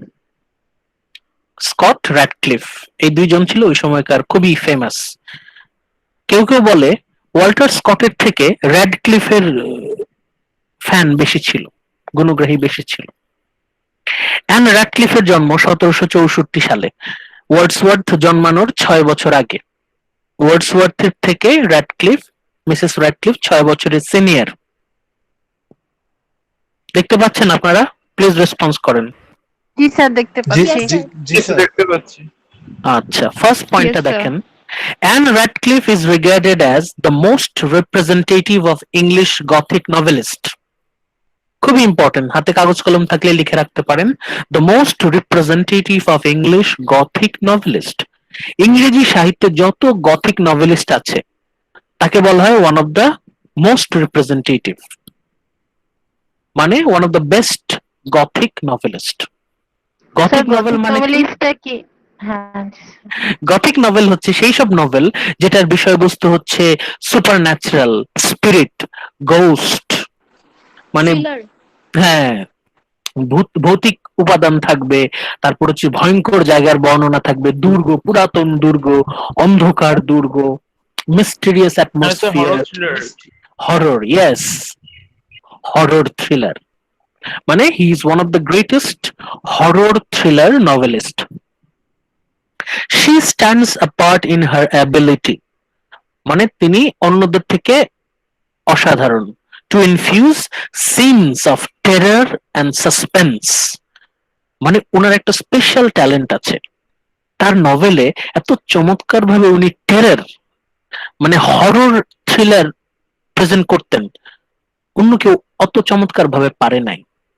মানে he has this talent to infuse terror and suspense, এত চমৎকার ভাবে সাসপেন্স নিয়ে আসতো। মানে বই একবার হাতে নিলে, কথা আছে যে অ্যান র্যাডক্লিফের বই একবার হাতে নিলে মানে শেষ না করে উঠতে ইচ্ছা করতো না। মানে সাসপেন্স, পেজ, একটা পেজ শেষ হচ্ছে সাসপেন্স, চ্যাপ্টার শেষ হচ্ছে সাসপেন্স, আপনাকে একদম অ্যাট্রাক্টেড করে রাখবে, ম্যাগনেটিক, এত চমৎকার আকর্ষণীয় তার লেখা। এবং একই সাথে ভয়, ছোটবেলায় আমরা ভয়ের মুভি দেখতাম না, ভয় লাগতো, এরকম মুখে মুখে হাত দিয়ে আঙ্গুলের ফাঁক দিয়ে দেখতাম ভয়ের ছবি। আমি ছোটবেলায় যখন ভয়ের ছবি দেখতাম, মুখ মুখ ঢেকে এই আঙ্গুলের ফাঁক দিয়ে দেখতাম। So, এই যে উই এনজয় টেরর, আমরা উই, এই যে টেররটা, গল্পের ভূতের গল্প আমরা আকৃষ্ট হই, যদিও ভয় পাই তারপরেও শুনতে ইচ্ছা করে, ভয় ভয় লাগে তারপরেও শুনতে ইচ্ছা করে। অ্যান র্যাডক্লিফের উপন্যাস হচ্ছে সেরকম, ভয় ভয় কিন্তু suspense, with full of suspense, আর খুবই জনপ্রিয় ছিলেন Ann Radcliffe. Her first novel the Castle of Athlin and Dunbayne 1789 publish হয়। 1789 তখন কিন্তু একদম ফ্রেঞ্চ রেভলিউশনের তুঙ্গে, 1789 ফ্রেঞ্চ রেভলিউশন তখন খুবই চলছে। অ্যান্ড দ্য সিসিলিয়ান রোম্যান্স, এই দুইটা বই ওয়ার পাবলিশড অ্যানোনিমাসলি, উনি নিজের নামে পাবলিশ করেন নাই। she published these two books anonymously, কোন রকম নাম ছাড়া, কারণ ওই সময়ে মহিলাদের বই কেউ পড়তে চাইতো না, এজন্য উনি নাম গোপন রেখে করলেন, কিন্তু ওগুলো মোটামুটি হিট ছিল, টাকা পয়সা বেশ পেয়েছিলেন। she achieved fame with her third novel, তার 3 নম্বর নভেলে গিয়ে উনি ফেমাস হয়ে গেলেন, সুপারহিট, পপুলার। সেটা কি? The romance of forest, A Tale of 17th Century France. France দেশটা তখন ইংল্যান্ডের কাছে অনেক আকর্ষণীয় একটা দেশ ছিল। ওই দেশকে নিয়ে 17th সেঞ্চুরি ফ্রান্সকে নিয়ে যখন উনি লিখলেন, এটা ইমিডিয়েট হিট। মানে এখানে আমরা এগুলোর জানরা হচ্ছে হরর থ্রিলার, একটু আগে যেটা বললাম। 4 নম্বর নভেলটা হচ্ছে আমাদের ফোকাস, যেটা পাবলিশ হয় 1794 সালে। লিরিক্যাল ব্যালেডস পাবলিশ হচ্ছে 1798, সেন্স এন্ড সেন্সিবিলিটি 1797, এটা হচ্ছে তারও 3 বছর আগে, 1794। মানে লিরিক্যাল ব্যালেডস পাবলিশ হওয়ার 4 বছর আগে। The Mysteries of Udolpho, the mystery, রহস্য অফ ইউডলফো, ইউডলফো একটা ক্যারেক্টারের নাম, ইউডিও এল, ইউডল পিএইচও, এটা ইউডলফো বলে। দ্য মিস্ট্রিজ অফ ইউডলফো, এটা হচ্ছে তার সবচেয়ে বিখ্যাত উপন্যাস, এবং খুবই বিখ্যাত, ওই সময় অনেক বিক্রি হয়েছিল, superhit, best seller thriller of that time. তার 4 নম্বর উপন্যাস the Mysteries of Udolpho, published in 1794, by which she became the most popular novelist. এটা পাবলিশ করলেন যখন, তখন ওনার বয়স 30 বছর বয়সে, মাত্র 30 years old, 30 বছর বয়সে উনি মানে তখন one of the most popular novelist of England. The Mysteries of Udolpho, by which she became the most popular novelist in England, even more popular than Walter Scott. Walter Scott তখন ওইভাবে লেখা শুরুই করেন নাই, তখন উনি famous. She became, and Radcliffe হয়ে গেল the most popular novelist in England, ইংল্যান্ডের সবচেয়ে ফেমাস, সবচেয়ে পপুলার, সবচেয়ে বিক্রি হওয়া novelist. and tells how the orphaned, এটার বিষয়বস্তু কি? The Mystery of Udolphoর কাহিনী হচ্ছে how the orphaned Emily St. Aubert, একটা character, Emily St. Aubert, is subjected to cruelties by guardians এটা হচ্ছে বিষয়বস্তু। একটা ক্যারেক্টার, সে তার গার্জিয়ানদের মাধ্যমে অনেক অত্যাচারিত হয়, threatened with loss of her fortune and imprisoned in castles. এই যে দুর্গ, পুরাতন দুর্গ, ভৌতিক, haunted, ভৌতিক দুর্গ, imprisoned in castle, but is finally freed and united with her lover. এবং সর্বশেষে এত কাহিনীর পর সে উদ্ধার হয়, তার লাভার, তার প্রেমিক এসে তাকে উদ্ধার করে। Strange and fearful events take place in haunted atmosphere. মানে খুবই অদ্ভুত এবং ভৌতিক ঘটনা, বিভিন্ন ঘটনা ঘটে সেই দুর্গে। In the haunted atmosphere of the solitary castle of Udolpho. ইউডলফোর ক্যাসেলে অনেক কাহিনী, অনেক ঘটনা ঘটে। তার মানে এখানে ইউডলফো হচ্ছে আমাদের ভিলেনের নাম। তার যে দুর্গ সেটা খুবই ভয়ঙ্কর। Set high in the dark and majestic Apennines. Apennines হচ্ছে একটা পর্বতমালার নাম, অ্যাপেনিস। আমাদের হিমালয় যেমন, অ্যাপেনিসও একটা পর্বতমালার নাম। অ্যান র্যাডক্লিফ, আমরা নেক্সট স্লাইডে আসি। There is little physical horror in Radcliffe's tales of terror. Physical horror খুব বেশি নাই। মানে ফিজিক্যাল হরর বলতে ব্লাডশেড, মারামারি, ঠিক আছে, ভায়োলেন্স আমরা পাই না তার নভেলে। নো ভায়োলেন্স, মানে এটা হচ্ছে জাস্ট স্পিরিচুয়াল টেরর আর কি, ভয় যেটা। We do not find any violence or physical horror Radcliffe's terror tale. মানে র্যাডক্লিফের হরর থ্রিলার নভেল, এটাকে বলছে ও টেলস অফ টেরর্স, এখানে আমরা কোনো ভায়োলেন্স পাই না, ব্লাডশেড পাই না। and elements that seem to be supernatural, যেটাকে প্রথম প্রথম পড়তে বসে খুবই সুপারন্যাচারাল মনে হয়, মানে খুবই অতি প্রাকৃত ভৌতিক মনে হয়, আর usually found to have some rather disappointing natural explanation. কিন্তু তার প্রত্যেকটা সুপারন্যাচারাল গল্পেরই একটা করে ন্যাচারাল এক্সপ্লেনেশন থাকে। একবার যদি কেউ ন্যাচারাল এক্সপ্লেনেশন জেনে যায়, তারপরে তার আর ওই গল্পের কোনো উৎসাহ থাকে না। মানে ওনার গল্পের বই প্রচুর বিক্রি হতো, কিন্তু তার গল্পের বই খুব কম মানুষই আছে যারা দুইবার পড়তো। মানে একবার পড়ার পর শেষ। মানে এমন ভাবে, এত ডিসঅ্যাপয়েন্টিং ওয়েতে সে রহস্যের ভেদ করে দিত। মানে সে কোনো কিছু রাগ ঢাক রাখতেন না, সবকিছুই এক্সপ্রেস করে দিতেন, কোনো মিস্ট্রি থাকতো না তার গল্পে, উনি সবকিছুরই রহস্য ভেদ করে দিতেন।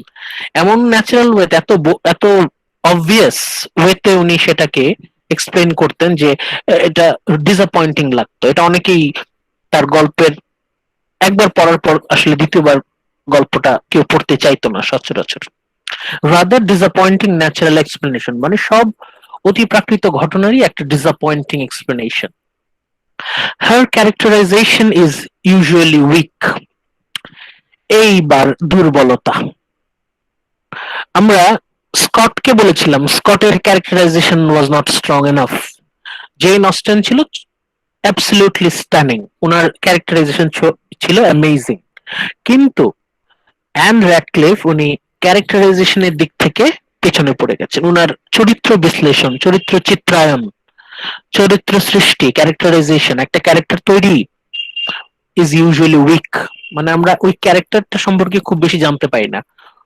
মানে সত্যিকারের ক্যারেক্টার, মানে রিয়েল রক্ত মাংসের ডিটেইল আমরা বেশি পাই না। ক্যারেক্টারাইজেশন, একটা ক্যারেক্টারকে যে গড়ে তোলা, সেটা যথেষ্ট স্ট্রং না। Her historical insight is almost non existent. মানে হিস্ট্রি যেমন আমাদের স্কট, তার নভেল হিস্ট্রি অনেক গুরুত্বপূর্ণ একটা বিষয়। History very important element in Scots novel. কিন্তু হিস্টোরিক্যাল ইনসাইট, হিস্ট্রির যে প্রভাব, এটা আমরা অ্যান র্যাডক্লিফের নভেলে পাই না। And her stories abound in anachronism and impossibilities. মানে দেখা যাবে যে anachronism মানে হচ্ছে অতীতের ঘটনা বর্তমানে নিয়ে আসা, মানে একটা খিচুড়ি পাকায় ফেলা। anachronism মানে এখানে অনেকটা খিচুড়ি, মানে উনি অতীতের ঘটনা বলছেন কিন্তু অতীতে বর্তমানে জিনিসপত্র চলে যাচ্ছে। মানে যে এটাকে বলে সিকোয়েন্স, পাস্ট প্রেজেন্টের সিকোয়েন্স অনেক সময় ঠিক থাকে না। ভালো করে খেয়াল করলে দেখা যায় পাস্ট প্রেজেন্ট ফিউচার যে সিকোয়েন্স এটাতে ঝামেলা আছে। abounds in anachronism and impossibilities, মাঝে মাঝে দেখা যায় যে তার গল্পে কিছু অসম্ভব বিষয় চলে আসছে যেটা not probable, not possible. But Radcliffe's যারা ভক্ত, Radcliffe's admirers cared as little for realism or accuracy as she did. Jane Austen তার নভেলে যেরকম রিয়েলিজমটা অনেক বেশি ডমিনেন্ট ছিল, র্যাডক্লিফের গল্প কেউ রিয়েলিজমের জন্য পড়তো না, এটা এন্টারটেইনমেন্টের জন্য পড়তো। এবং র্যাডক্লিফের যারা ফ্যান, যারা অ্যাডমায়ারার, তারা এই রিয়েলিজম নিয়ে খুব বেশি মাথা ঘামাতো না। দে অনেকটা রিভেলড। রূপকথার গল্পের মতো যে হ্যাঁ হ্যাঁ হ্যাঁ কিন্তু শুনতে মজা মানে লাগছে। হ্যাঁ, এন্টারটেইনিং। র্যাডক্লিফের পাঠকরা বলা যায় একদম ইয়াং ছিল, মানে হ্যাঁ, ইয়েস, কিশোর ছিল, হ্যাঁ হ্যাঁ কিশোর। হ্যাঁ, জুভেনাইল রিডার আর কি, যারা বয়স ইয়াং রিডার্স। দে এনজয়েড, দে রেভেলড, রেভেল মানে হচ্ছে এনজয় করা, রেভেল আর ই ভিইএল, ভি কিন্তু এটা, আরেকটা হচ্ছে রেবেল বিদ্রোহী, আর এটা হচ্ছে রেভেল আর ই ভিইএল। রেভেল মানে হচ্ছে এনজয় করা। They enjoyed in her romanticised view of nature. এই জায়গায় এই যে নেচারের পোর্ট্রায়াল, এই জায়গায় কিন্তু আমরা তার একটা অবদান পাই। মানে যেভাবে জাস্ট লাইক আমাদের স্কট যেমন চমৎকার ভাবে পরিবেশের বর্ণনা দিয়েছেন, অ্যান র্যাডক্লিফের অবদান হচ্ছে খুবই অ্যাকুরেটলি, খুবই চমৎকার ভাবে, সুন্দরভাবে সুপার ন্যাচারাল এনভায়রনমেন্টের বর্ণনা, মানে ভৌতিক একটা পরিবেশের কি সুন্দর একটা বর্ণনা উনি দিয়েছেন। মানে এমন ভাবে বর্ণনা, পড়তে পড়তে আপনার গায়ে কাটা দেবে এরকম। হার ইন্টিমেশনস অফ ইভিল, এই যে উনার গল্পে আমরা পাই হচ্ছে যে ভালো সে 100% ভালো, আর যে খারাপ সে 100% খারাপ। এটা হচ্ছে আইডিয়ালিজমের একটা পার্ট, যে এই যে ইভিল, গুড ইভিলের যে ই করা, ডিভাইড করা, একটা একটা ক্যারেক্টার ডিসক্রিমিনেট করা, discrimination of good and evil, এটা কিন্তু আইডিয়ালিজমের একটা পার্ট। তার মানে কিন্তু আমরা কিন্তু মোটামুটি তার নভেলে অনেকগুলো এলিমেন্ট পেয়ে যাচ্ছি রোমান্টিসিজমের। And her prolonged scenes of suspense, আর এই যে সাসপেন্স, থ্রিল, তাহলে very romanticised portrayal of nature, intimations of evil, intimation বলতে আমরা এখানে যেভাবে ইভিলকে উনি পোর্ট্রে করেছেন, and her prolonged scenes of suspense, এবং যেভাবে উনার নভেলে সাসপেন্স, এই যে সাসপেন্স, থ্রিল ধরে রাখা, এটা যে ট্যালেন্ট। একইভাবে আমরা স্যার ওয়াল্টার স্কটের দিয়ে শেষ করবো, উদ্ধৃতি দিয়ে শেষ করব। আমরা ওই জেন অস্টেনে যেরকম স্যার ওয়াল্টার স্কট বলেছিলেন, অ্যান র্যাডক্লিফ সম্পর্কেও স্যার ওয়াল্টার স্কট বলছেন, sir Walter Scott called her the first poetess of romantic fiction. The poetess of romantic fiction মানে উনার যে ফিকশন, উনার যে নভেলে অ্যান র্যাডক্লিফের কবিত্ব, উনার কবি কবি ভাবটা ফুটে ওঠে। মানে উনার নভেল পড়লে মনে হয় কবিতার মতো একটা প্রভাব আছে। তাহলে অ্যান র্যাডক্লিফকে বলা, এই ওয়াল্টার স্কট কি নামে ডাকছেন? দ্য ফার্স্ট পোয়েটেস, মহিলা কবি, প্রমীলা কবি অফ রোমান্টিক ফিকশন, রোমান্টিক গদ্য, প্রথম পোয়েটেস। যদি উনি অফিসিয়ালি কবিতা লেখেন নাই, লিখেছেন, বাট উনি ফেমাস হচ্ছে মেইনলি উনার নভেলের জন্য। এন্ড হার মেনি অ্যাডমায়ারার্স, উনার অনেক ভক্ত ছিল, যেটা পরবর্তীতে অনেকেই বিখ্যাত হয়, যেমন লর্ড বায়রন। লর্ড বায়রন আপনারা জানেন, লর্ড বায়রন আমাদের satirist poet, second generation romantic poet. উনি অ্যান র্যাডক্লিফের অনেক বড় একজন ভক্ত, গুণগ্রাহী, অ্যাডমায়ারার। স্যামুয়েল টেইলর কোলরিজ, খুবই খুবই গুরুত্বপূর্ণ একজন কবি রোমান্টিক পিরিয়ডের, ফার্স্ট জেনারেশন পোয়েট। এই কোলরিজ আর ওয়ার্ডসওয়ার্থ, এই দুইজন মিলেই লিরিক্যাল ব্যালান্স পাবলিশ করেন। মানে বায়রন, কোলরিজের মতো কবিরা অ্যান র্যাডক্লিফের ভক্ত ছিলেন। অ্যান্ড ইভেন ক্রিস্টিনা রসেট্টি একজন ভিক্টোরিয়ান পোয়েট, রসেট্টি, উনিও ভক্ত ছিলেন কার? Ann Radcliffe, Mrs Radcliffe. Writing in the tradition of novel of sensibility, she boldly focused on the themes of rising romanticism, মানে উনার নভেলে রোমান্টিসিজম আমরা পাই, মানে জেন অস্টেন ঠিক যতখানি রিয়েলিস্ট, অ্যান র্যাডক্লিফ তার থেকে অনেক বেশি রোমান্টিক, সেই জন্য একজন আরেকজনকে দেখতে পারে না। Specially Jane Austen hates Ann Radcliffe's writing style. ওনার যে ওনার একটা নভেল আমরা একটু আগে নাম বললাম, নভেলটার নাম হচ্ছে এই যে নর্থ হ্যাঙ্গার অ্যাবে, এই যে হাইলাইট করলাম নর্থ হ্যাঙ্গার অ্যাবে। জেন অস্টেনের এই নর্থ হ্যাঙ্গার অ্যাবে এই নভেলে ডিরেক্টলি জেন অস্টেন একদম ডিরেক্টলি সমালোচনা করেছেন, কার? অ্যান র্যাডক্লিফের সমালোচনা করেছেন। She and Radcliffe boldly focused the themes of rising romanticism. Romanticism খুব চমৎকার ভাবে, স্পেশালি গথিক। রোমান্টিসিজমের একটা পার্ট হচ্ছে গথিক লিটারেচার, এই সুপারন্যাচারাল।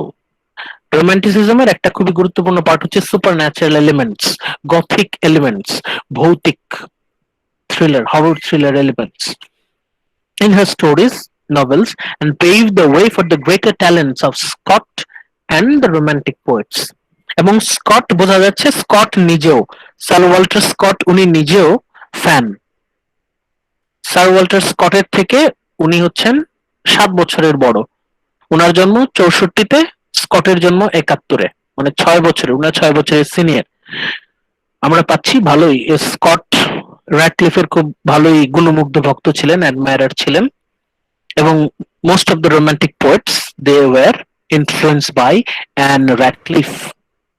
অ্যান র্যাডক্লিফের অনেকেরই ইয়াং কৈশোর কেটেছে হচ্ছে অ্যান র্যাডক্লিফের উপন্যাস পড়ে।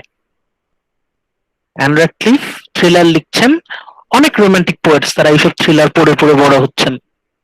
এবং এই যে গথিক এলিমেন্টস, এবং আরেকজন ইন্সপায়ার্ড, উনি হচ্ছেন শেলি। আমরা শেলি বললাম না, শেলি, পার্সি বিশ শেলি। ওনার যে wife Mary Shelley, Mary Wollstonecraft Shelley, Mary Shelley, শেলির ওয়াইফ ম্যারি শেলি। এটা আপনাদের ওই যে হ্যান্ড আউট যে আছে, দাঁড়ান আমি আপনাদের দেখাচ্ছি। আপনাদের হিস্ট্রি অফ ইংলিশ লিটারেচারের ক্লাস ওয়ার্কে যখন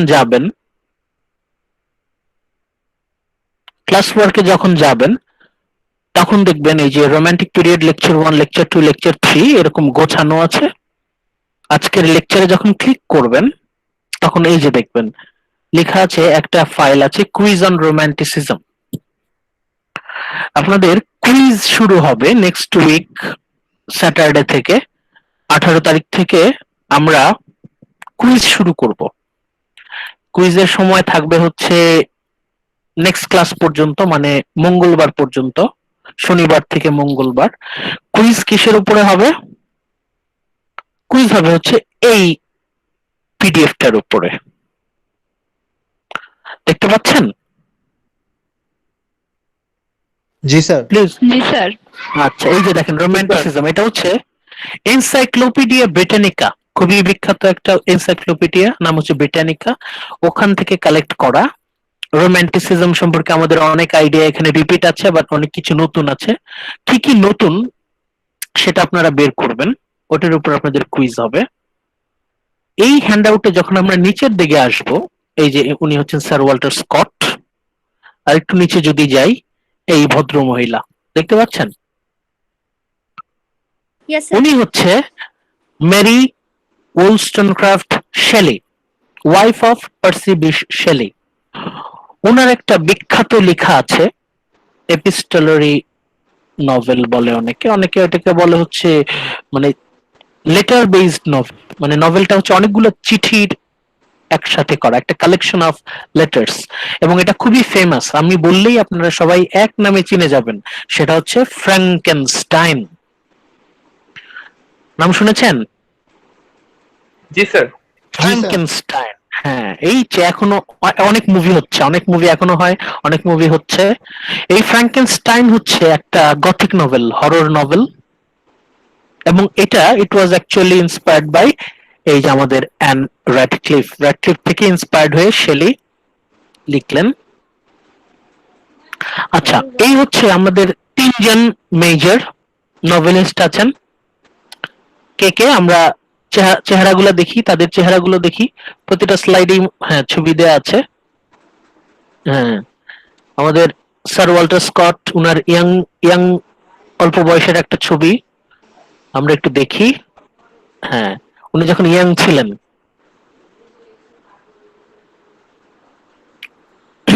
sir Walter Scott, Sir Walter স্কটের আরেকটা ছবি আমাদের পেইন্টিং আছে, খুবই বিখ্যাত পেইন্টিং, এগুলো সবগুলো সোর্স দেয়া আছে। উনি হচ্ছেন Jane Austen, Jane Austen, Jane Austen and আমাদের অ্যান র্যাডক্লিফ। উনি যখন মানে খুবই ফেমাস তখনকার সময়। আর উনার বয়স্ক কালের একটা ফটোগ্রাফ আছে, এটা হচ্ছে ওই মানে এটা একটা ফটোগ্রাফ ওই সময় ছবি। আমাদের অ্যান র্যাডক্লিফ, উনার মৃত্যু হয়েছিল কত সালে আমরা একটু দেখে আসি। উনি মৃত্যুবরণ করেন হচ্ছে 1823 সালে। 1764, তার সাথে 36, ওইদিকে 23, মানে হচ্ছে 59। উনি 59 বছর বয়সে মারা যান, 59 ইয়ার্স। মোটামুটি বেঁচে ছিলেন, খুব কম না। জেন অস্টেন যেমন উনি মাত্র 32 ইয়ার্স, 32 বছর বয়সে মারা যান। স্যার ওয়াল্টার স্কট উনি বেঁচে ছিলেন হচ্ছে এদিকে হচ্ছে 29, ওইদিকে 32, 61, 61 ইয়ার্স মোটামুটি। সরি। আচ্ছা, এই হচ্ছে আমাদের major novelist of romantic period.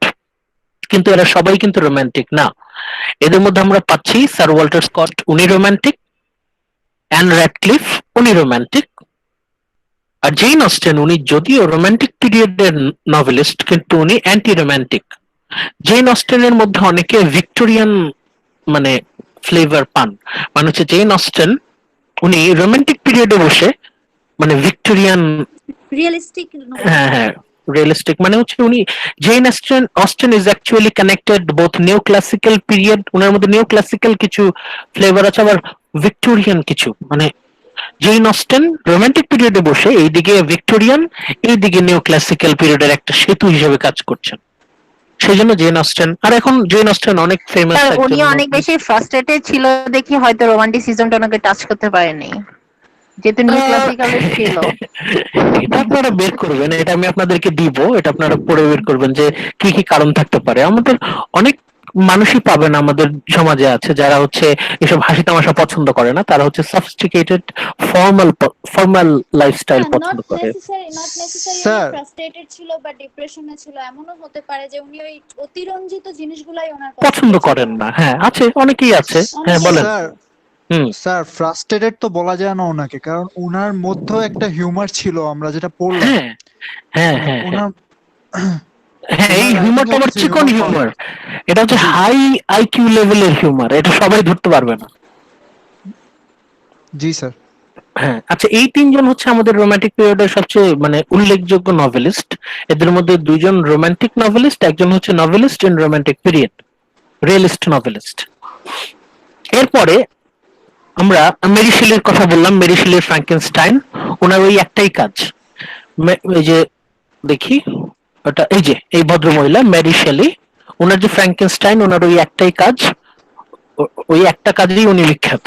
এখনো পর্যন্ত এটা মানুষজন পড়ে, খুবই জনপ্রিয়, এবং এটা নিয়ে অনেক নাটক আছে, অনেক মুভি আছে, সিরিজ আছে। Frankenstein one of the greatest thrillers, one of the greatest gothic novels, gothic text. এটাকে নভেল বলা যাবে না, ফ্র্যাঙ্কেনস্টাইন কিন্তু নভেল না, ফ্র্যাঙ্কেনস্টাইন হচ্ছে এপিস্টলারি রাইটিং। এপিস্টল মানে হচ্ছে চিঠি, অনেকগুলো চিঠি কালেকশন বলতে পারি আমরা, কালেকশন অফ লেটার্স। একজন আরেকজনকে চিঠি লিখছে, একটা ক্যারেক্টার একটা ক্যারেক্টার চিঠি লিখছে, অনেকগুলো এরকম চিঠি একসাথে করা, কালেকশন অফ লেটার্স। এই লেটারের মাধ্যমে ফ্র্যাঙ্কেনস্টাইনের ঘটনা আস্তে আস্তে আমরা পড়ে পড়ে জানতে পারি। এটাও একটা স্টাইল লেখার, তবে এটাকে নভেল না বলে আমরা এপিস্টলারি রাইটিং আমরা বলতে পারি। এটা আমরা পরে পরে এটা পড়লেই জানতে পারবেন। এটা যখন আপনারা পড়বেন কুইজের জন্য, তখন আপনারা এখানে পাবেন। আচ্ছা, আমাদের এই পিরিয়ডের আপনাদের সেলফ স্টাডির জন্য কিছু প্রোজ রাইটারের নাম দিলাম, এদের সম্পর্কে খুব হালকা করে পড়বেন, মোটামুটি আইডিয়া রাখবেন। একজন হচ্ছে, আপনারা অনেকেই তার লেখা পড়েছেন, চার্লস ল্যাম্ব। চার্লস ল্যাম্ব, আমরা ছোটবেলায় শেক্সপিয়ারের যত গল্প পড়েছি ছোট ছোট, সবগুলো হচ্ছে রিটোল্ড বাই চার্লস ল্যাম্ব। এবং চার্লস ল্যাম্ব শুধুমাত্র শেক্সপিয়ারের লেখাটা সিম্পলিফাই করেছেন তাই না, তার নিজেরও কিছু লেখা আছে, রচনা। এরপর থমাস ডি কুইন্সি।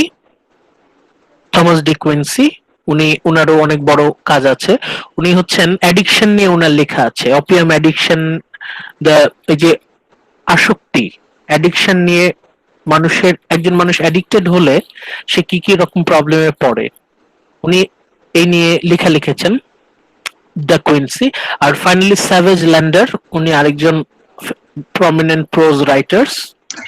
অ্যাডিকশন তো অনেক রকম হতে পারে, এখানে কোন অ্যাডিকশনটা আফিম, আফিম, আফিম, আফিমের অ্যাডিকশন, আফিম,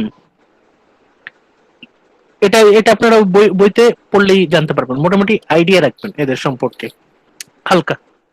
আমরা ইন ডেপথ আলোচনা করব হচ্ছে এই তিনজন, Walter Scott, Jane Austen and Ann Radcliffe. আর একটা হালকা ওলস্টনক্রাফট শেলি, মেরি শেলির নামটা মনে রাখলাম। আর এখানে এদের নাম শুধু আপাতত মনে রাখলেই হবে, আর যতটুকু মনে রাখা যায় যে তাদের অবদান কি। এখন আমরা কিছু আপডেট করি। আমাদের রোমান্টিক লিটারেচার সম্পর্কে অলরেডি আমাদের ক্যারেক্টারিস্টিক্স মাথায় আছে। Number 1, imagination. Number 2, inspiration. Number 3, idealism. Number 4, intuition. Number 5, individuality. এখন এর সাথে আমাদের কিছু আপডেট করতে হবে, মানে আজকে আমরা যে পড়লাম এখান থেকে কিছু আপডেট আমরা নেই। The literature of the age is largely poetical in form. Romantic period এর লিটারেচার বলতে আমরা মানে পোয়েট্রি বুঝি, কবিতা বুঝি। মেজর হচ্ছে poems and almost entirely romantic in spirit. The triumph of democracy in government, আমরা জানি ফ্রেঞ্চ রেভলিউশন সবার মধ্যে গণতন্ত্র নিয়ে যে উন্মাদনা, আকাঙ্ক্ষা, এটা নিয়ে আসলো, is generally accompanied by triumph of romanticism in literature. Politics A democracy, French revolution সবার মধ্যে গণতন্ত্রের একটা আকাঙ্ক্ষা নিয়ে আসলো। এইদিকে পলিটিক্স হচ্ছে গণতন্ত্র, আর এইদিকে সাহিত্য হচ্ছে romanticism. The early work of Wordsworth, ছোট করে হয়তো দেখতে অসুবিধা হচ্ছে,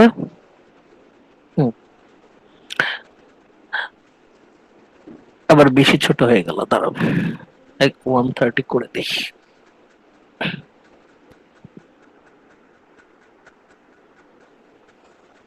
ওকে, The early work of Wordsworth, Byron and Shelley, আমরা ওয়ার্ডসওয়ার্থ জানি ফার্স্ট জেনারেশন, বায়রন শেলি আর হচ্ছে সেকেন্ড জেনারেশন, এদের কাজে reflected the turmoil of the age. Turmoil মানে হচ্ছে অস্থিরতা, turmoil of the age and the wild hopes of an ideal democracy. Wild hope of ideal democracy কোত্থেকে আসলো? Occasion by French revolution.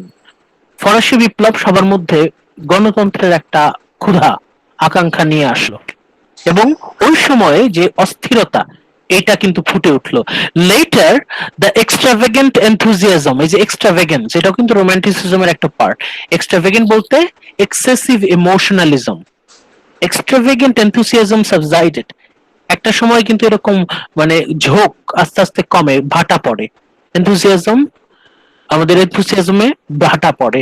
and the English writers produced so much excellent literature that the age is often called the second creative period, the second greatest literary period, the first being the age of Elizabeth. শেক্সপিয়ারের পিরিয়ডটাকে বলা হয় the greatest period, romantic period কে বলা হয় the second greatest romantic period. একটা হচ্ছে the greatest Elizabethan period, the period of Shakespeare, আর একটা হচ্ছে the second greatest period, the second creative period. আমরা update করি একটু, sorry, the six chief characteristics of the age, হালকা করে কি কি? The prevalence of romantic poetry, bold করা যেগুলো সেটাই পড়ছি। The prevalence মানে হচ্ছে dominance, romantic poetry dominance. Number 2, the creation of historical novel. এটা আজকে আমরা জানলাম। এত সুন্দর করে ইতিহাসকে আমাদের সামনে আকর্ষণীয় ভাবে তুলে ধরলেন Scott. The creation of historical novel. Number 3, the first appearance of women, female novelist, Anne Radcliffe, Jane Austen. The development of literary criticism, Coleridge, Lamb, De Quincey, এরা হচ্ছে লিটারি ক্রিটিসিজম নিয়ে কাজ করে গেলেন। কোলরিজের ক্রিটিসিজম আপনারা পড়বেন, আপনাদের নেক্সট সিলেবাসে আছে, পরবর্তী অন্য একটা কোর্স আছে আপনাদের লিটারি ক্রিটিসিজম, ওখানে কোলরিজের ক্রিটিসিজম নিয়ে পড়বেন। বাট এই সময় রোমান্টিক পিরিয়ডে এই কোলরিজ, ল্যাম্ব, ডে কুইন্সি এরা হচ্ছে critical literary text, literary criticism practice করা শুরু করলেন। Finally the establishment of great literary magazine. New classical পিরিয়ডে শুরু হলো, এখন সেটা ম্যাচিউরড হচ্ছে। গ্রেট লিটারি ম্যাগাজিন মানে ইংলিশ লিটারেচারের যে সাহিত্য পত্রিকা, লিটারি ম্যাগাজিন এই সময় আসলো, like Edinburgh review, quarterly. Quarterly তো আগে থেকে চলছে, কোয়ার্টারলি আপনারা অনেকেই পড়বেন 18th সেঞ্চুরি টুতে, Addison and Steele, the Quarterly, Blackwood's and Athenaeum, এগুলো হচ্ছে ওই সময়কার খুব বিখ্যাত সাহিত্য পত্রিকা, লিটারি ম্যাগাজিন। এই যে ক্যারেক্টারিস্টিক্স গুলো, এটা কিন্তু আমরা ওই 5টা নিয়ে বসে থাকবো না, ওগুলোকে আবার আপডেট করব।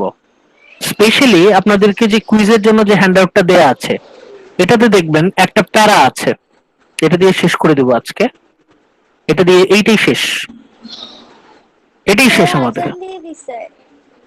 এটা আমি খুব আপনাদেরকে দেখাই দিই, এটা আপনারা একটু দেখে নেবেন।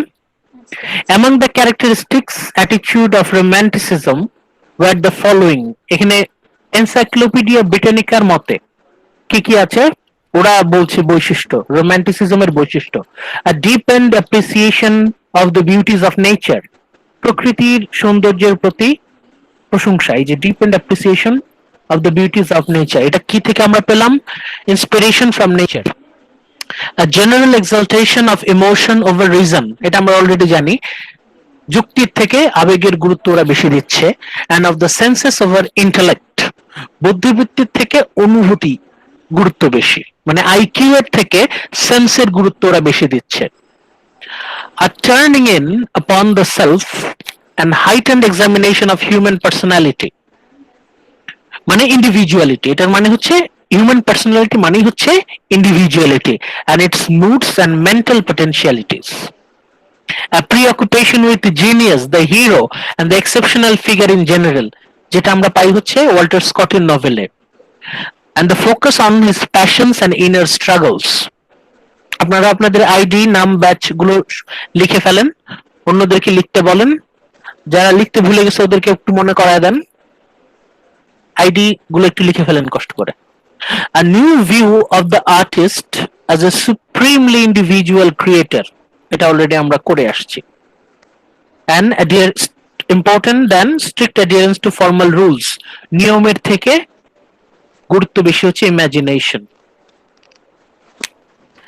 ঠিক আছে, আর হচ্ছে ট্রান্সেন্ডেন্টাল এক্সপেরিয়েন্স, এটা আমরা নেক্সট ক্লাসে র‍্যাপ আপ করে দিব। আজকে এই পর্যন্তই থাক, ঠিক আছে? স্যার ট্রান্সলেট, আচ্ছা ওকে, ঠিক আছে, ওকে। আপনাদের যদি কোনো কনফিউশন থাকে জিজ্ঞেস করতে পারেন। আর আমাদের ক্লাস আপনি হচ্ছে কি আমরা বললেন এটা ট্রান্সিডেন্টাল এক্সপেরিয়েন্সটা? ট্রান্সেন্ডেন্টাল, হ্যাঁ এটা আমরা নেক্সট র‍্যাপ আপ, নেক্সট ক্লাসে আমরা আলোচনা করব, সমস্যা নেই। Okay sir. আচ্ছা, আর হচ্ছে আপনাদের কুইজটা হবে এরকম যে আমি আপনাদেরকে কোয়েশ্চেন দিয়ে দিব, শনিবার দিন কোয়েশ্চেন দিয়ে দিব, ওই কোয়েশ্চেনের অ্যান্সার আপনারা বের করবেন। এগুলো এমসিকিউ টাইপ কুইজ না, এটা হচ্ছে one line answer type quiz. আমি কোয়েশ্চেন করব, আপনারা এক লাইনে অ্যান্সার করবেন, এক লাইনে, এক word, not in one word, one sentence answer. Question থাকবে, ওয়ান সেন্টেন্স অ্যান্সার করবেন। কোয়েশ্চেন কোথা থেকে হবে? এই যে নেক্সট ক্লাস 1 2 লেকচার 1 2 3 4 এই চারটা লেকচারের উপর বেস করেই হবে হচ্ছে কুইজ। এই কুইজে মার্কস হচ্ছে 5, এই কুইজে মার্কস হচ্ছে 5। কুইজের জন্য কি 4টা ক্লাসের স্লাইড সবগুলো ফলো করব? আবার বলেন। মানে কুইজের জন্য 4টা ক্লাসে যে স্লাইডগুলো আছে ওগুলো ফলো করব আমরা? হ্যাঁ, স্লাইড ফলো করবেন, তারপরে যে আমি আজকে কুইজের জন্য একটা হ্যান্ডআউট দিলাম, এটা দেখবেন। স্যার কুইজে ম্যাটেরিয়াল দিয়ে দিছে, ওটা হ্যাঁ ওটা হ্যাঁ দেখলেই হ্যাঁ হলো। হ্যাঁ, এই তো এই চারটা এই যে আপনারা ইয়েতে যাবেন, সরি, এই যে স্যার হিস্ট্রি কুইজটা of English option based literature, হলে ভালো হতো। এই যে ক্লাস ওয়ার্কে যাবেন, ক্লাস ওয়ার্কে গিয়ে এই যে দেখবেন ক্লাস ম্যাটেরিয়াল গুলো দেয়া আছে। রোমান্টিক পিরিয়ড লেকচার 1 2 3, আর নেক্সট ক্লাসে আরেকটা অ্যাড হবে 4। এই চারটার উপর বেস করে আপনাদের হবে হচ্ছে কুইজ। আর কুইজ কিভাবে, এটা তো অলরেডি আপনাদের ভিডিও দিয়ে দেয়া হয়েছে, ইউটিউবে একটা ভিডিও আছে কিভাবে আপনারা কুইজ করবেন। এই কুইজে মার্কস হচ্ছে 5। স্যার এটা নেক্সট ক্লাসে কুইজটা আমি আরো একটু ক্লিয়ার অপশন করব। বেসড হলে ভালো হতো না? হ্যাঁ হ্যাঁ, আমি এটা আপনাদের আলোচনা করব, সমস্যা নাই, নেক্সট ক্লাসে আচ্ছা। আলোচনা করব। আপনারাও একটু আইডিয়া নেন, আপনারাও একটু মানে আইডিয়া, আমার তো একটা আইডিয়া যে আমি আপনাদেরকে একটা কোয়েশ্চেন করব, আপনারা এক লাইনে অ্যান্সার লিখবেন, one line answer, not one word, one line answer. এবং ওইটার জন্য প্রত্যেকটার জন্য আপনাদের 0.5 করে থাকবে, টোটাল 10টা, 0.5 ইন্টু 10 5, এবং এটা অ্যাড হবে আপনাদের মার্কস। ঠিক আছে, আজকের মতো এই পর্যন্তই। আপনারা ভালো থাকবেন। আপনাদের নেক্সট মঙ্গলবার 5টা 10-এ আবার দেখা হবে ইনশাল্লাহ। ওকে স্যার, আসসালামু আলাইকুম। আপনারা ভালো থাকবেন। ওয়ালাইকুম আসসালাম, টেক কেয়ার। ভালো থাকবেন স্যার, আসসালামু আলাইকুম। জি জি, থ্যাংক ইউ।